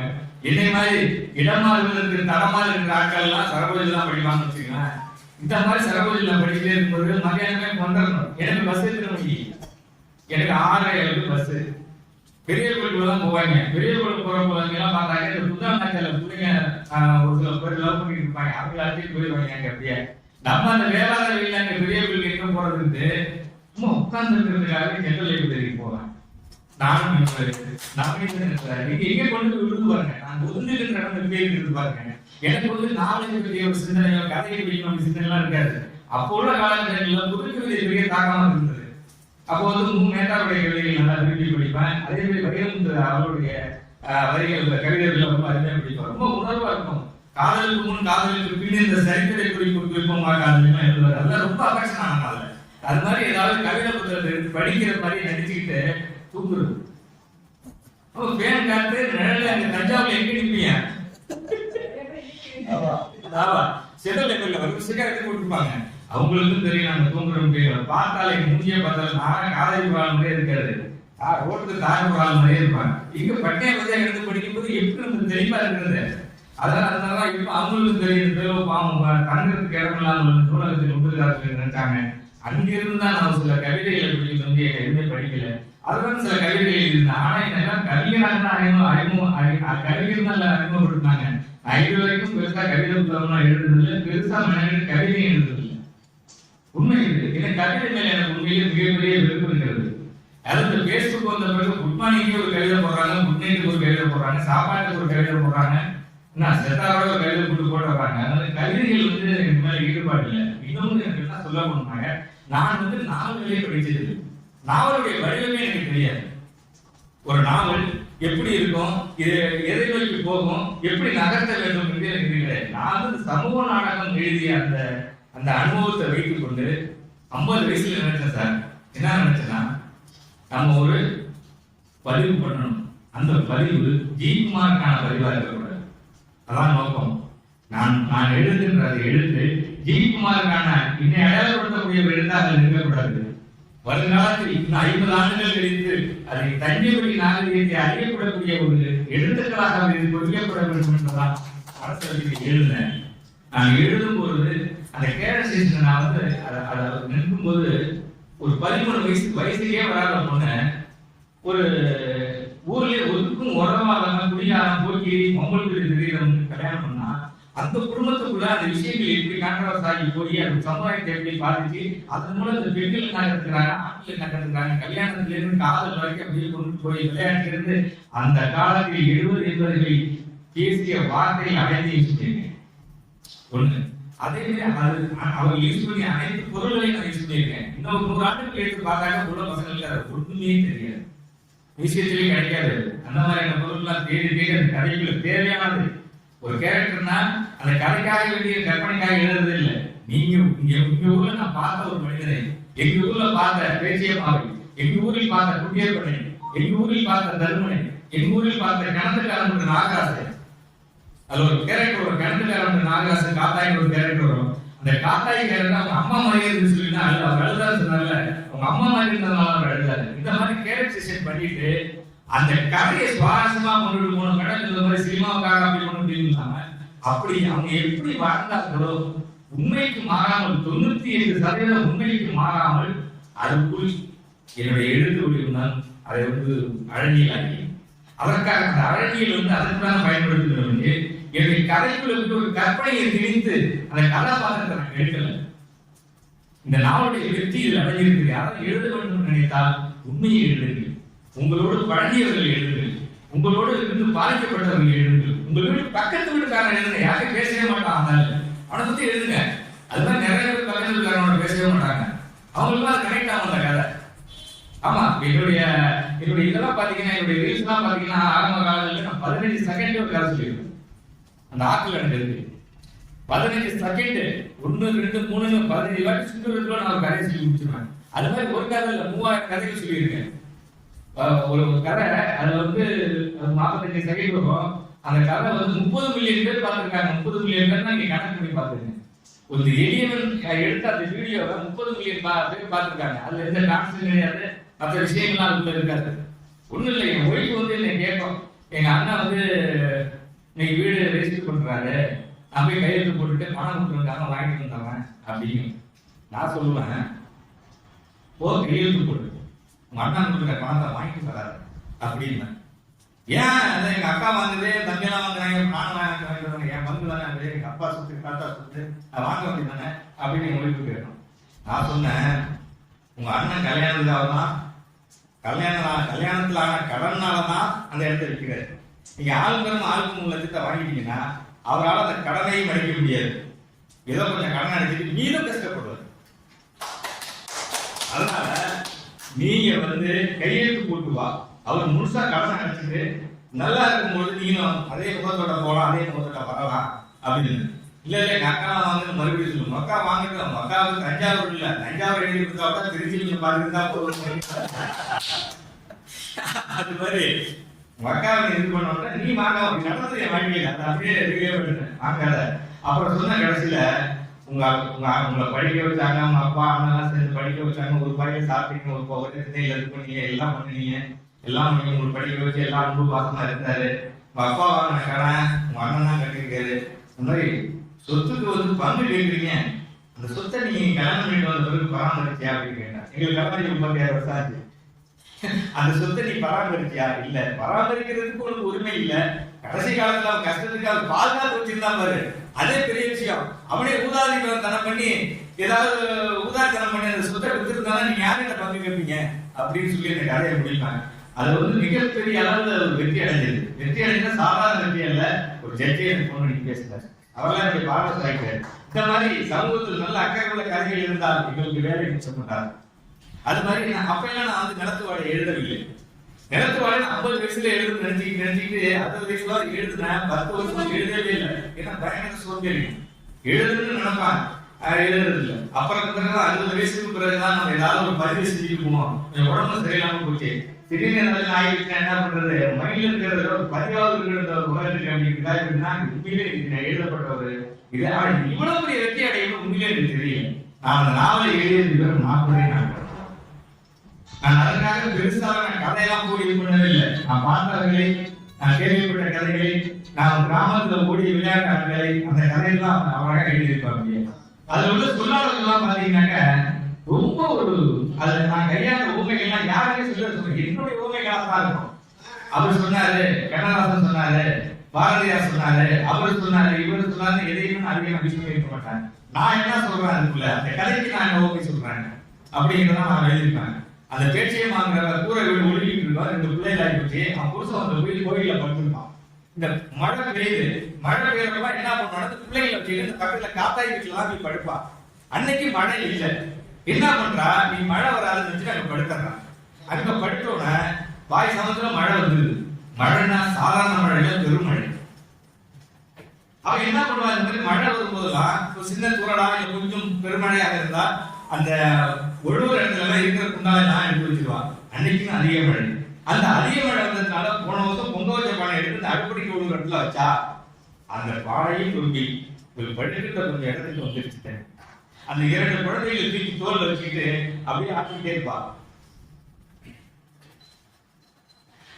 அப்படி அந்த இடத்த சொல்லி முடிச்சுட்டு அந்த மழை ஒழுகி ஓட்ட விடுத்த இடத்த ஓமையில் எப்படி சொல்லியிருப்பேன், அம்பு பாஞ்ச போர் வீரனோட நெஞ்சு மாதிரி இருந்துச்சு அப்படின்னு எழுதும்போது எனக்கு அது மாதிரி நிறைய ஓமைகள் வந்துச்சு.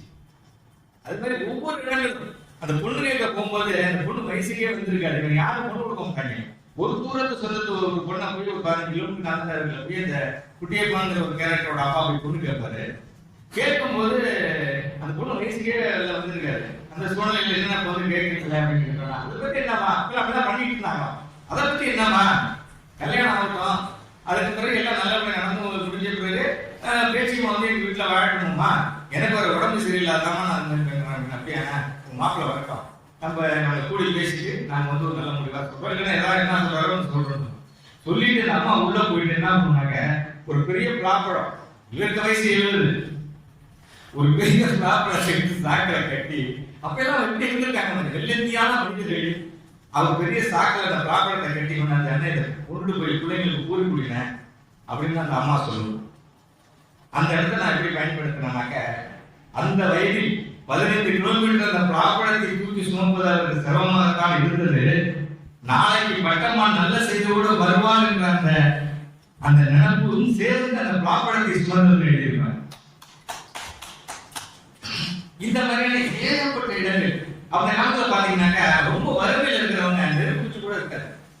70 80 நீங்களாம் உங்களுக்கு ஐயாவுக்குலாம் தெரியும், அம்மாவும் அவங்களுக்கு கேள்விப்பட்டிருக்கீங்க. நெருப்பு இருக்காது வீட்டுல, பத்த வைக்கிறதுக்கு நெருப்பு இருக்காது, அடுப்பு பத்த வைக்க வேலைக்கு வீட்டுல வந்து அதை பார்த்தாங்க அவசரமா எடுத்து வந்து பார்த்தா நெருப்பு இருக்காது. யாராச்சும் வீட்டுல வந்து நெருப்பு பத்த வச்சிருப்பாங்க, அந்த வீட்டுல பச்சையை சுருட்டி எடுத்துட்டு போய் நெருப்பு பண்ணிட்டு வருவாங்க. அதையெல்லாம் பதிவு இருக்கு. அது மாதிரி பண்ணிட்டு வரும்போது அந்த இடத்துல என்னுடைய சொல்லாளர் நான் எப்படி யூஸ் பண்ணியிருக்கேன் அப்படின்னாக்கா, அந்த நெருப்பு எடுத்து கையில பிடிச்சிட்டு வர மாட்டாங்க பொம்பளைங்களாம். எவ்வளவு அறிவியல் பாருங்க, கையை ஆட்டிக்கிட்டே வருவாங்க. ஏன்னா அங்க இருந்து ஒரு கொஞ்சம் தூரம் வரும்போது கூட அந்த நெருப்பு அணைஞ்சிடலாம். ஆட்டிக்கிட்டே வந்தா இந்த காத்து பட்டு அந்த நெருப்பு வந்து அணையாமலே இருக்கும். இதெல்லாம் உங்களுக்கு இந்த அறிவியெல்லாம் உங்களுக்கு யாரும் சொல்லி கொடுத்ததுன்னு தெரியாது. அந்த மாதிரியான ஒரு கற்பனை அந்த இடத்துல ஒண்ணு எழுதியிருப்பேன். அதாவது அந்த பேச்சியமா அந்த வைக்கலில் இருந்து இந்த நெருப்பை எடுத்துட்டு வரும்போது அந்த நெருப்பு மீது பட்ட காற்றுக்கும் அந்த நெருப்புக்கும் உண்டான காதல் தொகையாக வழியேக்கும் புகைந்தது. இந்த மாதிரி பக்கத்துக்கு பக்கம் ஏன்னா இது எல்லாம் வந்து நான் எழுதும்போது அதுவாக வந்து விழுந்தது. அது மாதிரி ஏகப்பட்ட இது சொல்லலாம். அதுவே கதையோட போக்க பார்த்தீங்கன்னாக்க ரொம்ப கிளைமாக்ஸ் எல்லாம் வந்து நான் எழுதும்போது நான் தேம்பி எழுது. அதுக்கு பிறகு இவர் அடித்து அவர் எழுதா, அதை குரூப் பார்த்தவங்க எழுதாங்க. சரி நம்மளாம் இதுல ஏதோ தொடர்புடையவர்கள், அதனால இது நல்லா இருக்கும் கூட இருக்கு அப்படின்னு நான் நினைச்சுக்கிட்டு இயக்குனர் சரவணன் அவர் ஆனந்த வேண்டல வந்து முக்கியமான எழுத்தாளர். அவர் படம் எடுத்துருக்காரு, நல்லா தரமான ஒரு படம் எடுக்கக்கூடியவர். அவர்கிட்ட வந்து ஒரு வாழ்த்துறை வாங்கலாம் அப்படின்னு நினைச்சுக்கிட்டு அவர் வந்து படவேலையில பிஸியா இருக்காரு. எனக்கு 2ஆம் தேதி பர்த்டே ரிலீஸ் பண்ணியாலும் 10 நாளுக்கு இடையில இருந்து ஒரு தொல்லை பண்ணிட்டு இருக்கேன். நான் தான் போனேன், நான் போன் அடிக்கிறேன், சார் எங்க சார் இருக்கீங்க அப்படின்னு. சார் தஞ்சாவூர் தான் இருக்கேன் அப்படின்னாரு. பரவாயில்ல, நான் மெட்ராஸுக்கு அனுப்பணும், லேட்டாக நினைக்கிட்டு இருந்தேன் சார். நான் இப்ப கேட்டிருந்தேன் சார், அந்த வாழ்த்துல கேட்டிருந்தேன், அப்ப நீங்க வாங்க அப்படின்னு தங்கிட்டு தான் போனேன். அவர் ஊருக்கு கிளம்பிட்டு இருக்காரு, சென்னை கிளம்பிட்டு இருக்காரு. அப்ப கொண்டு போய் நான் இவரு ஐயா தான் வந்தாங்க, கொண்டு போய் அந்த வீடியோ கொடுத்துட்டு இது மாதிரி சார் இது என்ன அவர் எங்க எழுத போறாரு அப்படின்னு சொல்லிட்டு ஒரு புத்தகம் வாங்கி கொடுத்தா அதோட முடிச்சுக்குவோம். இதற்கு ஒரு பதிவு அவ்வளவுதான் அப்படிங்கிற மாதிரி நினைச்சுக்கிறேன். அவர் வந்து சொன்னாரு, நான் கார்ல போகும்போதே நான் வாசிச்சு சென்னையில எனக்கு வேலை இருக்கு, எத்தனை நாள் இருக்கணும், 2 நாள் இருக்கு சார் அப்படின்னு. அவர் என்ன பண்ணாரு, சரி டிஃபன் சாப்பிட்டு சும்மா அவர் பிரட்டி இருக்காரு. பிரட்டினோன்னா ரூம் காலி பண்ண கழிக்காரு ரூம்ல. அது அஷ்டநாட்டி சாப்பாடு போட்டு ரூம்க்கு உட்காந்து விடிய உட்கார்ந்து படிச்சு கிடந்து அழுது அவங்க அம்மாவுக்கு முதல்ல தோணி அடிச்சுக்கிட்டாரு. அடிச்சுட்டு என்ன மாதிரி நீங்க ஏன் தேவைப்படாது கேட்கிறாங்க. ஒண்ணு இல்லம்மா, நான் திடீர்னு உங்களோட பேசுறது போல இருந்துச்சு அப்படின்னு அப்படியே பதிவு பண்ணாங்க. பதிவு பண்ணிட்டு உடனே உட்கார்ந்து கையோட அந்த விமர்சனத்தை வாழ்த்துறை எனக்கு எழுதி ஒவ்வொரு போன் அடிக்கிறாரு. கேட்கல சார், உங்களை வந்து நேரா பார்த்துட்டு ஒரு புத்த பூஜை வரணும்னா நீங்கள் என்னுடைய படத்தில் நடித்தது எனக்கு பெருமை. அது வரைக்கும் அதனோட ரிசல்ட் எனக்கு தெரியாது, ஏதோ ஒரு பணி அப்படிதான் நினைச்சிட்டு இருந்தேன். சரி இவ்வளவு சொல்லிட்டாரு, அப்ப அந்த நூல் நல்லா இருக்கும் போல இருக்கு அப்படின்னு சொல்லிட்டு கொஞ்சம் கம்மியான காப்பி தான் நாங்க அடித்தோம். என்ன யாரும் படிக்க மாட்டாங்க, யாராச்சும் ஒரு 1000 காப்பி அடிக்கணுமா அப்படின்னு கேட்டேன். ஐயா நல்லா பண்ணிட்டாரு அப்படின்னு. நான் ரிலீஸுக்கே 3 லட்சம் ரூபாய் செலவு பண்ணாங்க. 6 மாதம் அடிச்சோம்னா ஏன்னா கொஞ்சம் அடிச்சுங்க, அப்புறம் வந்து ஓடுது பார்த்துட்டு அப்படின்ட்டு அப்புறம் அடித்தோம்.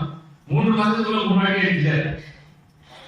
ஏப்ரல் ஒரு வாட்டி பண்ணோம், மேல ஒரு வாட்டி பண்ணோம், ஜூன் ஒரு வாட்டி பண்ணிட்டோம். போட்டோ பண்ணி இப்போ வந்து 6வது தடவையாக பிரிண்ட் ஆகிட்டு இருக்கு. 3வது பதிவு தான் போட்டிருக்கோம், 6வது தடவையாக பிரிண்ட் ஆகிட்டு இருக்கு. இந்த மாதிரி இந்த நூல் அமைஞ்சதுக்கு முக்கியமான காரணம் என்னன்னா, நான் பார்த்த மனிதர்களையும், நான் வாழ்ந்த வாழ்க்கையும், என் பாட்டன் வாழ்ந்த வாழ்க்கையும், நான் கைப்பிடித்து நடக்காத என் தாத்தா வாழ்ந்த வாழ்க்கையும், நான் கேட்டதை வைத்து அந்த ரியாலிட்டி அப்படியே நான் பதிவு பண்ணதான் என்னோட வெற்றி. உங்களுக்கு யாராவது நம்மளுடைய சிந்தனை இருந்தால் இந்த மாதிரி புத்தகம் எழுதுங்க. எல்லாம் நீங்க எல்லாம் வந்து நல்ல ஒரு வாழ்ந்தவர்களாக தெரியுது. என்னை விட நிறைய விஷயங்கள் உங்களிடம் ஆகும். நான் ரொம்ப சின்ன ஐயாலாம் பார்த்தா அவரும் பேசுறாரு, அண்ணா பத்தி பேசுறாரு. ஆமா, அண்ணா வந்து ஒரு வாட்டி பாம்பே போகும்போது ட்ரெயின்ல போயிடலாம், ட்ரெயின்ல போனா 1 ஹவர் விட்டுருவான். அவர் 4 புத்தகம் படிக்க வேண்டியிருந்துச்சு, அதுக்காக காரில் போனான். இந்த மாதிரி இடத்துல நம்ம நிறைய கேள்விப்பட்டிருப்பாங்க. புத்தகங்கள் பயன்படுத்தால எழுதுங்க, அது எதுவாக இருந்தாலும் சரி, அது ஒரு பதிவாக இருக்க வேண்டும். அது மாதிரி இந்த நிலத்து வாழை வாழ்வியல் நாவல்ல வந்து ஒரு கிராமத்தினுடைய வாழ்வியலை 70 80களில் நம்ம பெண்மணிகள் பட்ட கஷ்டங்களை இவ்வளவு பிள்ளைங்களாக சும்மா இப்படி சோறு ஆர்டர் பண்ணலனாக்க டைவர்ஸ் பண்ணிடுங்க. அப்ப எல்லாம் அந்த குடிகார கணவனிடம் ஒன்றுக்கும் உதவாத அந்த குட்டியப்பனிடம் அந்த பேச்சியம்மாள் எப்படி வாழ்ந்தால், அதான் உண்மை, அவ எப்படி வாழ்ந்தால் அப்படிங்கிற அந்த கதை இருக்குல்ல, அது உங்களை வந்து வாழ வைக்க. பெண்கள் படித்தால் அது வாழ வைக்கும் பெரிய உதாரணமாக இருக்கும். அந்த வீட்டுல வந்து அவன் குட்டியம்மா படிக்கல, அந்த பேச்சியம்மா படிக்கல, பேச்சியம்மாவுக்கு பையன் ஒருத்தருப்பா ராசுகுடி அவன் படிக்கல, ஆனால் அந்த ராசுகுடி பையன் சரவணன் ஒருத்தருப்பா அவன் டாக்டர் படிச்சிருப்பான். ஏன்னா நீங்க பாத்தீங்கன்னா நிறைய ஊர்களில் பாத்துருப்பீங்க, ஒரு 30-40 ஆண்டுகளுக்கு முன்னாடி 40 மாடு 50 மாடு வச்சுக்கிட்டு 10 வேலைக்காரங்க வந்து செழிப்பா இருப்பாங்க, 2 பிள்ளை இருப்பாங்க, அப்படி இருப்பாங்க. இப்ப என்ன பாத்தீங்கன்னா, இப்ப போய் பாத்தீங்கன்னா அது 4 பங்கு 3 பங்கா பிரிஞ்சு போய் அவன் சாப்பாட்டுக்கே எங்கேயாவது ஒரிசாப்ல வேலை வந்துருப்பான், இல்ல ஹோட்டல்ல வேலை வந்துருக்கான். இப்ப விவசாயத்துல அதனால இருக்கு. இந்த உருமாற்றங்கள்லாம் நிகழ்ந்து பாத்தீங்களா, இது வந்து காலத்தினுடைய கட்டாயம். இருந்தாலும் இவர்கள் அப்படி இருந்தார்கள் என்று நீங்கள் பதிவு பண்ணினாக்க அது மாதிரி நம்ம இருக்கக்கூடாது அப்படிங்கிறதையும் தெரிஞ்சுக்குவாங்கல்ல. இப்படி ஒருத்தர் இருந்தான், இப்படி ஆனா அப்படின்னு ஒரு விஷயத்தை நீங்க பதிவு பண்ணீங்கன்னா அதை படிக்க யாராவது ஒருத்தர் நம்ம இருக்கக்கூடாது அப்படின்னு பதிவு பண்ணிக்கலாம். அந்த வகையில் நடத்துவாடை பெரிய எடுத்துக்காட்டாக இருக்கிறது. சிங்கப்பூரில் ஒரு பெண்மணி 2 முறை தற்கொலைக்கு முயற்சி பண்ணி நிலத்துவாடை படித்தவர்கள் நான் கைவிட்டேன் என்று சொல்லி எழுதார்கள். திருநெல்வேலியிலிருந்து அதிகமா நிறைய ஊர் நிறைய நாவல்கள் நிறைய வாங்கி படிக்கிறாங்க. நாவல்கள் படிச்சுட்டு விடிய காலையில் எழுதிருக்கிறார்கள். நம்ம இதுல தமிழ் கன்னடத்துல அவர் ரிட்டையர்டு படித்து விட்டு என்னால் நான் 50-60 பக்கத்துக்கு மேல் நான் படிக்க முடியவில்லை என்று போலியை கருதுகிறார். அது மாதிரி சத்தியமங்கலத்தில் இருந்த ஒரு பிரின்சிபால், அரசு கலைக்கல்லூரி பிரின்சிபால் லெட்டர் பண்ணி எழுதியிருக்காரு, என் வாழ்நாளில் இப்படி ஒரு நாவலை நான் வாசிக்கிறதே இல்லை. நாவலை யாருன்னு எனக்கு தெரியாது. சிங்கப்பூர்ல அந்த நூல் கார்ட்போர்ட்ல போட்டிருக்கேன், 4-5 மண்டே வச்சிடலாம். இருந்தாலும் அவங்க என்ன சொன்னாங்க, சிங்கப்பூர்ல ஜாக்கி ஜெயிலுக்கு போது அந்த கைதிகளுக்கு போது நடத்துவாடி. அப்ப அவங்க என்ன சொல்றாங்கன்னா, சாதாரண அட்டையில கொடுங்க, அவங்க அடிச்சுக்குவாங்க, அதெல்லாம் பிரச்சனை ஆயிடும் அப்படின்னு சொல்லிட்டு 50 புத்தகம் நாங்க 2 புத்தகம் பார்சல் பண்ணி வச்சுட்டு இருந்தோம். 50 புத்தகம் சிங்கப்பூர் அந்த ஜாங்கி சிறைச்சாலைக்கு போகுது. அது மாதிரி மலேசியாக்குள்ள போகுது. அது மாதிரி கனடா, ஜெர்மன், அமெரிக்கா அனைத்து நாட்டுக்கும் ஒரு புத்தகம் அனுப்புறது. அமெரிக்காவில் 2,100 ரூபாய் 2,100 ரூபாய் கொடுத்து புத்தகம் வாங்கி படிக்கிறார்கள். அவர் அதிகமானவர்கள் இலங்கையை சேர்ந்தவர்கள். என்று கூட பிரான்ஸ் அனுப்புனாங்க. எல்லாமே அவங்க தான். இருந்தாலும் ரொம்ப புத்தகம் கம்மியா இருக்கிறது எந்த ஊர்னா தஞ்சாவூர்ல தான். ஏன் தஞ்சாவூர்ல கம்மியா இருக்கிறதுனா, என் சொந்தக்காரர்களும் என் நண்பர்களும் அதிகமாக வாழ்வது தஞ்சையில் தான். இப்படி இந்த மாதிரி விஷயங்கள்லாம் நான் இருக்குது. இதெல்லாம் நீங்க இருக்கு நான் மட்டும் சொல்றேன். இது ஒரு நகைச்சுவைக்காக சொல்லல, யதார்த்தமும் அதுதான். இதுல என்னன்னா, நான் ஃப்ரீயா ஒரு புத்தகம் கொடுத்தேன், அதுல ஒருத்தர் கூட படிக்கிறாங்க. அதனால நீங்க புத்தகம் எழுதினாலும் யாரும் ஃப்ரீயா கொடுக்காதீங்க. நான் அதை புத்தகத்தை ஃப்ரீயா கொடுக்கறதே இல்லை. எல்லாம் காசு கொடுத்தாதான் கொடுக்குறது, எல்லாம் காசு கொடுத்தா வாங்கிட்டு இருக்காங்க. அது மாதிரி இந்த நிலத்துவாடை மிகப்பெரிய ஒரு வெற்றி அடைந்திருக்கிறது. இந்த நிலத்துவாடை வெற்றி அடைந்ததற்கு மிக முக்கியமான காரணம் வாழ்வியலை உண்மையை நெருக்கமாக என்னுடைய வாழ்க்கையை நான் எழுதியது, என்னுடைய எழுத்து அவர்களை கவர்ந்தது. என்னுடைய எழுத்தை படிச்சீங்கன்னாங்க அது யாருடைய சாயம் அது இருக்காது.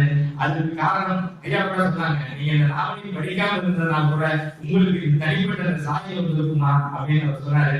இருந்தாலும் அதையெல்லாம் நம்பல. இதுக்கெல்லாம் காரணம் என் ரத்தத்திலே ஊரின் 6வது கருமலையில் எழுதினேன் அல்லவா, அந்த தாசாலையில் எழுதினேன் அல்லவா, கலைஞருடைய சரபை கால இதுல இருந்தல, அதுவும் இந்த நூலினத்துல தோணணும் பாருங்க. எப்பயோ ஒரு கவிதை எடுத்து பிறந்தா பாருங்க. இந்த நிகழ்வுகள் எல்லாம் எண்ணுமே வந்து வந்து வந்து வந்து வந்து வந்து இதை ஒரு புத்தகமாக்கும் பொழுது இந்த எழுதுவது எனக்கு இயல்பாக இருக்கிறது அப்படிங்கிறது. அது மாதிரி நீங்கள் ஒரு சூழ்நிலை இருந்தால் நிச்சயம் நீங்கள் ஒரு புத்தகம் எழுதுங்கள். மிகப்பெரிய செலவாக முன்னே பாரதியை அருமையா பண்ணி கொடுப்பாரு. இந்த புத்தகத்தை பாரதி அதிகமாக ஊருக்குறா சேர்ந்தது அவர்தான். அது மாதிரி நல்ல புத்தகங்களை எழுதுங்கள். நூலில்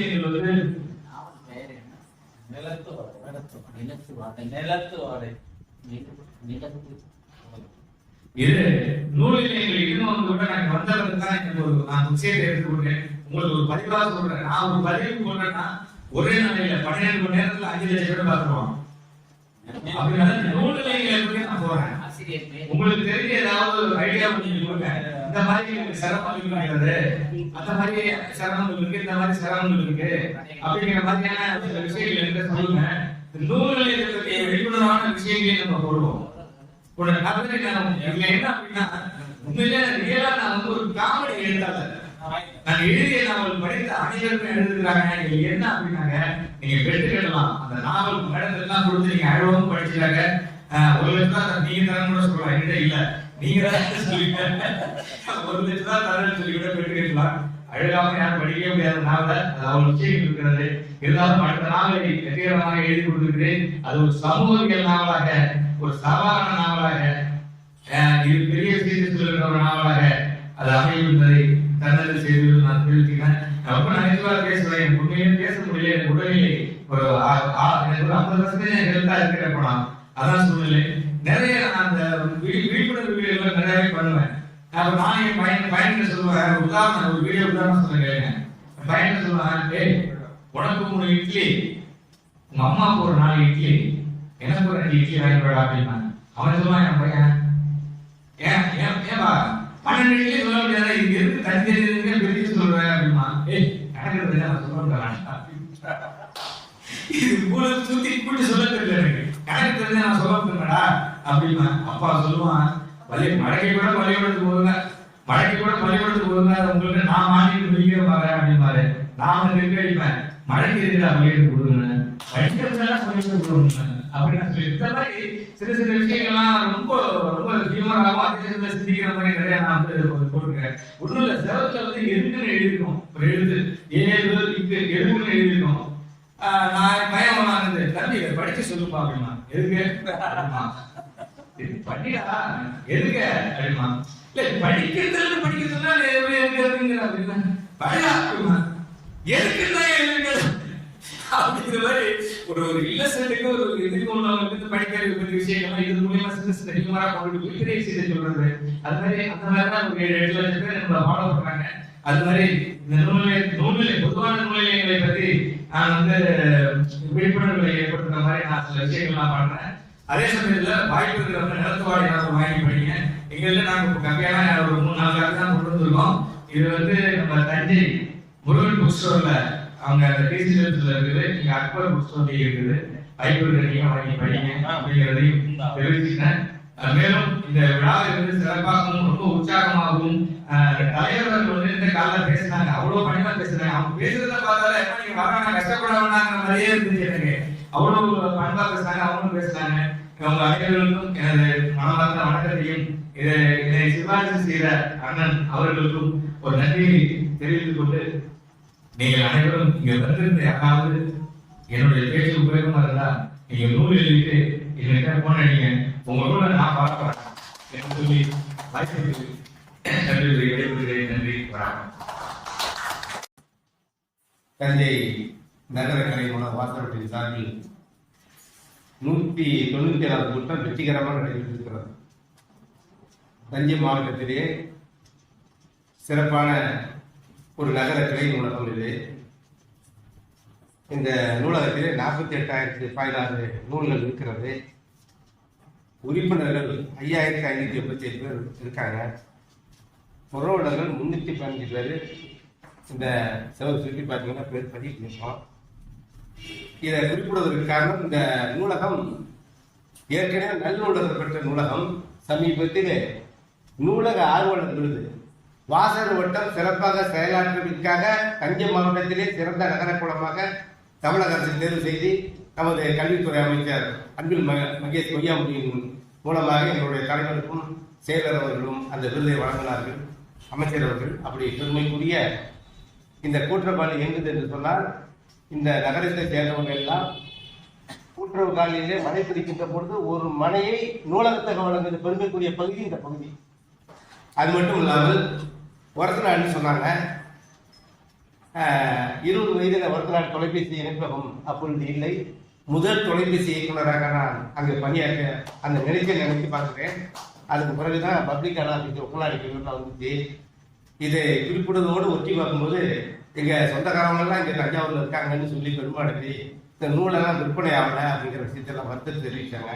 அதை ஒன்றும் குறையில்லை. வாசிப்பு தன்மை ஒருத்தநாள் 20 வயசுல கோம்பி தெருவோ வாடிக்கை தெருவில் இருந்த அந்த நூலகத்திலே 20 வயதிலே நூல் நிலையத்தை சென்றதான் மைய நூலகம் இந்த நகர நூலகத்தை படித்து ஆளாகி ஒரு ஆய்வு நிலையில் பெற்ற அலுவலருக்கு நான் உயர்ந்திருக்கேன்னு சொன்னால், உங்களை போன்ற தன்னம்பிக்கை விடாமுயற்சியிலே உறுதியாக கொண்டு வந்த காரணத்தினால்தான் நான் குறிப்பிடுகிறேன். ஐயா அவர்கள் உரைவிட்டார்கள். நேரம் 5 நாட்கள் சொல்றேன். இந்த நிலத்து வாடகை நாவல், அந்த நாவலை பற்றி ஒரு நூல் ஆசிரியர் திறனாயும் செஞ்சிருக்காங்கிறது இந்த கூடுதல் சிறப்பு இந்த வாசகர் வட்டத்துக்கு. இந்த நூலை யாரோ படித்து விமர்சனம் பண்றதை விட நூலாசிரியரையே வெளிப்படையாக இந்த கருத்தை சொன்னது உண்டு. இதை நான் ஒரு ஆய்வில் நிறைஞ்சிருந்த முறையில் நான் மகிழ்ச்சியோடு உங்களுக்கு சொல்ல விரும்புகிறேன். நிலத்து வாடை நாவல் காட்டும் கிராமத்து வாழ்வியல் என்ற அந்த தலைப்பு இருக்க, அந்த தலைப்பு கண்டவன் நாங்கள் எல்லாரும் நண்பர்களெல்லாம் இலக்கிய வட்டத்தில் மிகப்பெரிய ஆளுமைகள் அமர்ந்திருக்கிறார்கள். ஒரு ஆய்வில் நிறைஞ்ச பட்டம் பெறுவதற்கான சரியான தலைப்பை நீங்கள் கொடுத்திருக்கீர்கள். அந்த வகையில் எங்கள் வாசகர் வட்டம் பெருமை அடைகிறது. உங்களுக்கு நன்றியை தெரிவித்துக்கிறோம். இந்த நூலை பற்றி திறனாய்வு நீங்கள் செய்த நீங்கள் அந்த கிராமத்தினுடைய வாழ்வியல் முறைகளை சொன்னீர்கள். அந்த நூலை பெரும்பாலும் நூலாசிரியர்கள் வருகின்றவர்கள் எல்லாரும் நமது முல்லைப்பெண் ட்ரெஸ்ஸில் அச்சிடுவதாக நாங்கள் அச்சிட்டிருப்போம். பல நூல்களை அச்சிட்டிருக்கின்றார்கள். அந்த நூல் அச்சிடுகின்ற போதே ஒரு நல்ல நூல் அச்சாகி கொண்டிருக்கிறது என்கிட்ட நண்பர் அவர்கள் அடம்பை ராமமூர்த்தி அவர்கள் சொல்வார்கள். அந்த நூலாசிரியரையும் அந்த நூலையும் இந்த நூலகத்துக்கு கொண்டு வந்து அறிமுகப்படுத்துகின்ற பணியை ஒரு கொள்கை வழி பணியாக நாங்கள் செய்து கொண்டிருக்கிறோம். அந்த வகையில் உங்களை அறிமுகப்படுத்தியிருந்தார்கள். இந்த நூல் எல்லாரும் ஆர்வத்தை தோன்றிட்டீங்க. நாங்கள் நூலக வாசலோட்ட 197 கூட நடந்தாலும் கூட உங்களுடைய நாவலை ஒரு நாவலோடு 2 நாவலும் இந்த நூலகத்திற்கு நீங்கள் அன்பளிப்பாக அளிக்க வேண்டும் என்று வாசகர்களின் சார்பாக நான் வேண்டுகொள்கிறேன். ஏன்னா அந்த நூலினுடைய ஆசிரியரை பெருமைப்படுத்துவது என்பது இங்க வந்திருக்கின்ற வாசகர்கள்லாம் விரும்பி படிக்கின்ற ஒரு சூழல் இருக்கு. அதை நீங்கள் இந்த நூலகத்துக்கு இருந்தாலும் பரவாயில்ல, இல்லாட்டி அதமையார்கிட்ட கொடுத்தாலும் சரி, அந்த நூலகத்துக்கு நீங்க வரணும்னா சிறப்பா இருக்கும். நான் ஏன்னா இது ஆர்வம் மிகுதியில நான் அந்த கருத்தை சொல்ல வர்றேன். அந்த நூலகத்துக்கு இதுக்கெல்லாம் பெரிய ஆசிரியர்களுடைய நூல்கள் எல்லாம் ஒரு தனி ராக்கியில செஞ்சிருக்கோம். நிறைய பெரிய கொடையாளர்கள் அந்த வீரம் வச்சிருக்காங்க. அது விரும்பிய நூலை படிக்கிற மாதிரி இருக்கும். அது சரி போடுறோம். அந்த வகையில் இந்த நிகழ்ச்சி நடக்குது. அது மட்டும் இல்லாமல் ஏற்கனவே சொன்னேன், புறவுலக 315 நீண்ட இடைவெளிக்கு பிறகு ஓரிரு பேர் தான் இந்த நிகழ்ச்சிக்கு வர்றவங்களும் சரி, பார்வையாளர்களும் சரி, இந்த நூலகத்தில் உறுப்பினர் ஆகிட்டு போவாங்க. அடுத்த ஒரு புறவலர் ஆகிட்டு போகிற ஒரு நடைமுறை தொடக்காலத்தில் இருக்கிறது. நீண்ட இடைவெளிக்கு பிறகு இந்த நூலக ஆர்வலர் விருது வந்திருக்குன்னு சொன்னால் ஒரு நல்லுணர்வு விருது மீண்டும் பெறுவதற்கான ஒரு வாய்ப்பு உண்டான உறுப்பினர் சேர்க்கையும் புறவலர் சேர்க்கையும் தான் முக்கியம். அந்த வகையில இங்க வந்திருக்கின்ற பல பேர்கள் உறுப்பினராகி புறவலர் ஆகின்றவர்கள் ரூபாய் 1000 செலுத்தி அது நேராக நூலகத்துறைக்கு சென்ற பணம். அது அந்த பெருமை சேர்க்க வேண்டும் என்று உங்கள் சார்பில் கேட்டுக்கொண்டு, இதுவரை இந்த கூட்டத்தில் வந்து நான் ஏற்கனவே சொன்னேன், இலக்கிய ஆளுமைகளால் இங்கே கொண்டாடப்படுகின்ற ஒரு நிகழ்ச்சியாக இது அமைந்திருக்கிறது. அந்த நடை இருக்கு பாருங்க, இவர் சொற்பொழிவு ஆற்றல உரை வீச்சு, அந்த உரை வீச்சு தான் நீங்கள் உள்ளங்களை கவர்ந்திருக்கிறது. தொடர்ந்து உங்களுக்கு ஒரு இன்னொரு நேரத்தில் உடல்நிலை நன்கு ஆகின்ற போது உங்களுடைய கிராமத்து வாழ்வியல, அதாவது வட்டார வழக்குன்னு சொல்லுவாங்க, ஒவ்வொரு பகுதிக்கும் அதை இயல்பான நடையோடு கரும்பலை உங்களுக்கு கை கொடுத்திருக்கிறது, நூலகம் உங்களுக்கு துடைத்திருக்கிறது. எங்களை போன்ற இலக்கிய ஆர்வலர்கள் உங்களை பின்தொடர்வோம் என்று சொல்லி இந்த நிகழ்ச்சிக்கு வருகின்ற நமது அன்புக்குரிய முதலாக வந்து பாடின கவிஞர் பாடலை பாடிய இந்துமணி அவர்களுக்கும், நமது குரல் பொருள் சொன்ன ஐயா பெரியவர் ஐயா எங்கள் நூலக சிறந்த வாசகர் அவர் போயிட்டாரு, சிறந்த வாசகர் ஐயா காசப்பெருமாள் அவர்களுக்கும், எழுத்தாளர் ஐயா ராஜவேல் அவர்களுக்கும், அடுத்து இந்த நூலை அச்சில் வெளியிட்டு மட்டுமல்லாமல் இந்த நூலை அறிமுகப்படுத்தி நூலாசிரியர் அறிமுகப்படுத்தி எங்களுக்கு பெருமை சேர்த்த ஐயா அனவை முல்லைப்பிரிஞ்சர் அதே ராமமூர்த்தி அவர்களுக்கும், அடுத்து இந்த நூலகத்தில் நடக்கின்ற அனைத்து செய்திகளையும் யூடியூப் மூலமாக உலகம் முழுக்க எங்களுக்கு துணை புரிந்து பதிவு செய்து, இங்க மட்டும் இல்ல கஞ்சன் நகர்ல எல்லா இலக்கிய நிகழ்வுமே ஒரு வாட்ஸ்அப் ஓப்பன் பண்ணியிருக்காரு, இலக்கிய நிகழ்வு ஒரு வாட்ஸ்அப் ஓப்பன் பண்ணியிருக்காரு. அந்த வகையில் அந்த நூலை அவர்கள் ஐயா அவர்கள் நூலகத்தை வழங்கும்படி அற்புதம் கேட்டுக்கொள்கிறேன். அம்மா வாங்க.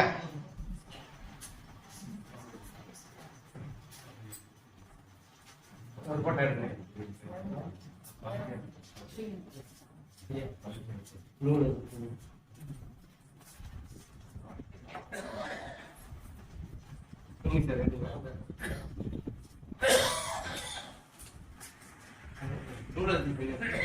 நூலகத்துக்கு நீங்க வாங்கம்மா.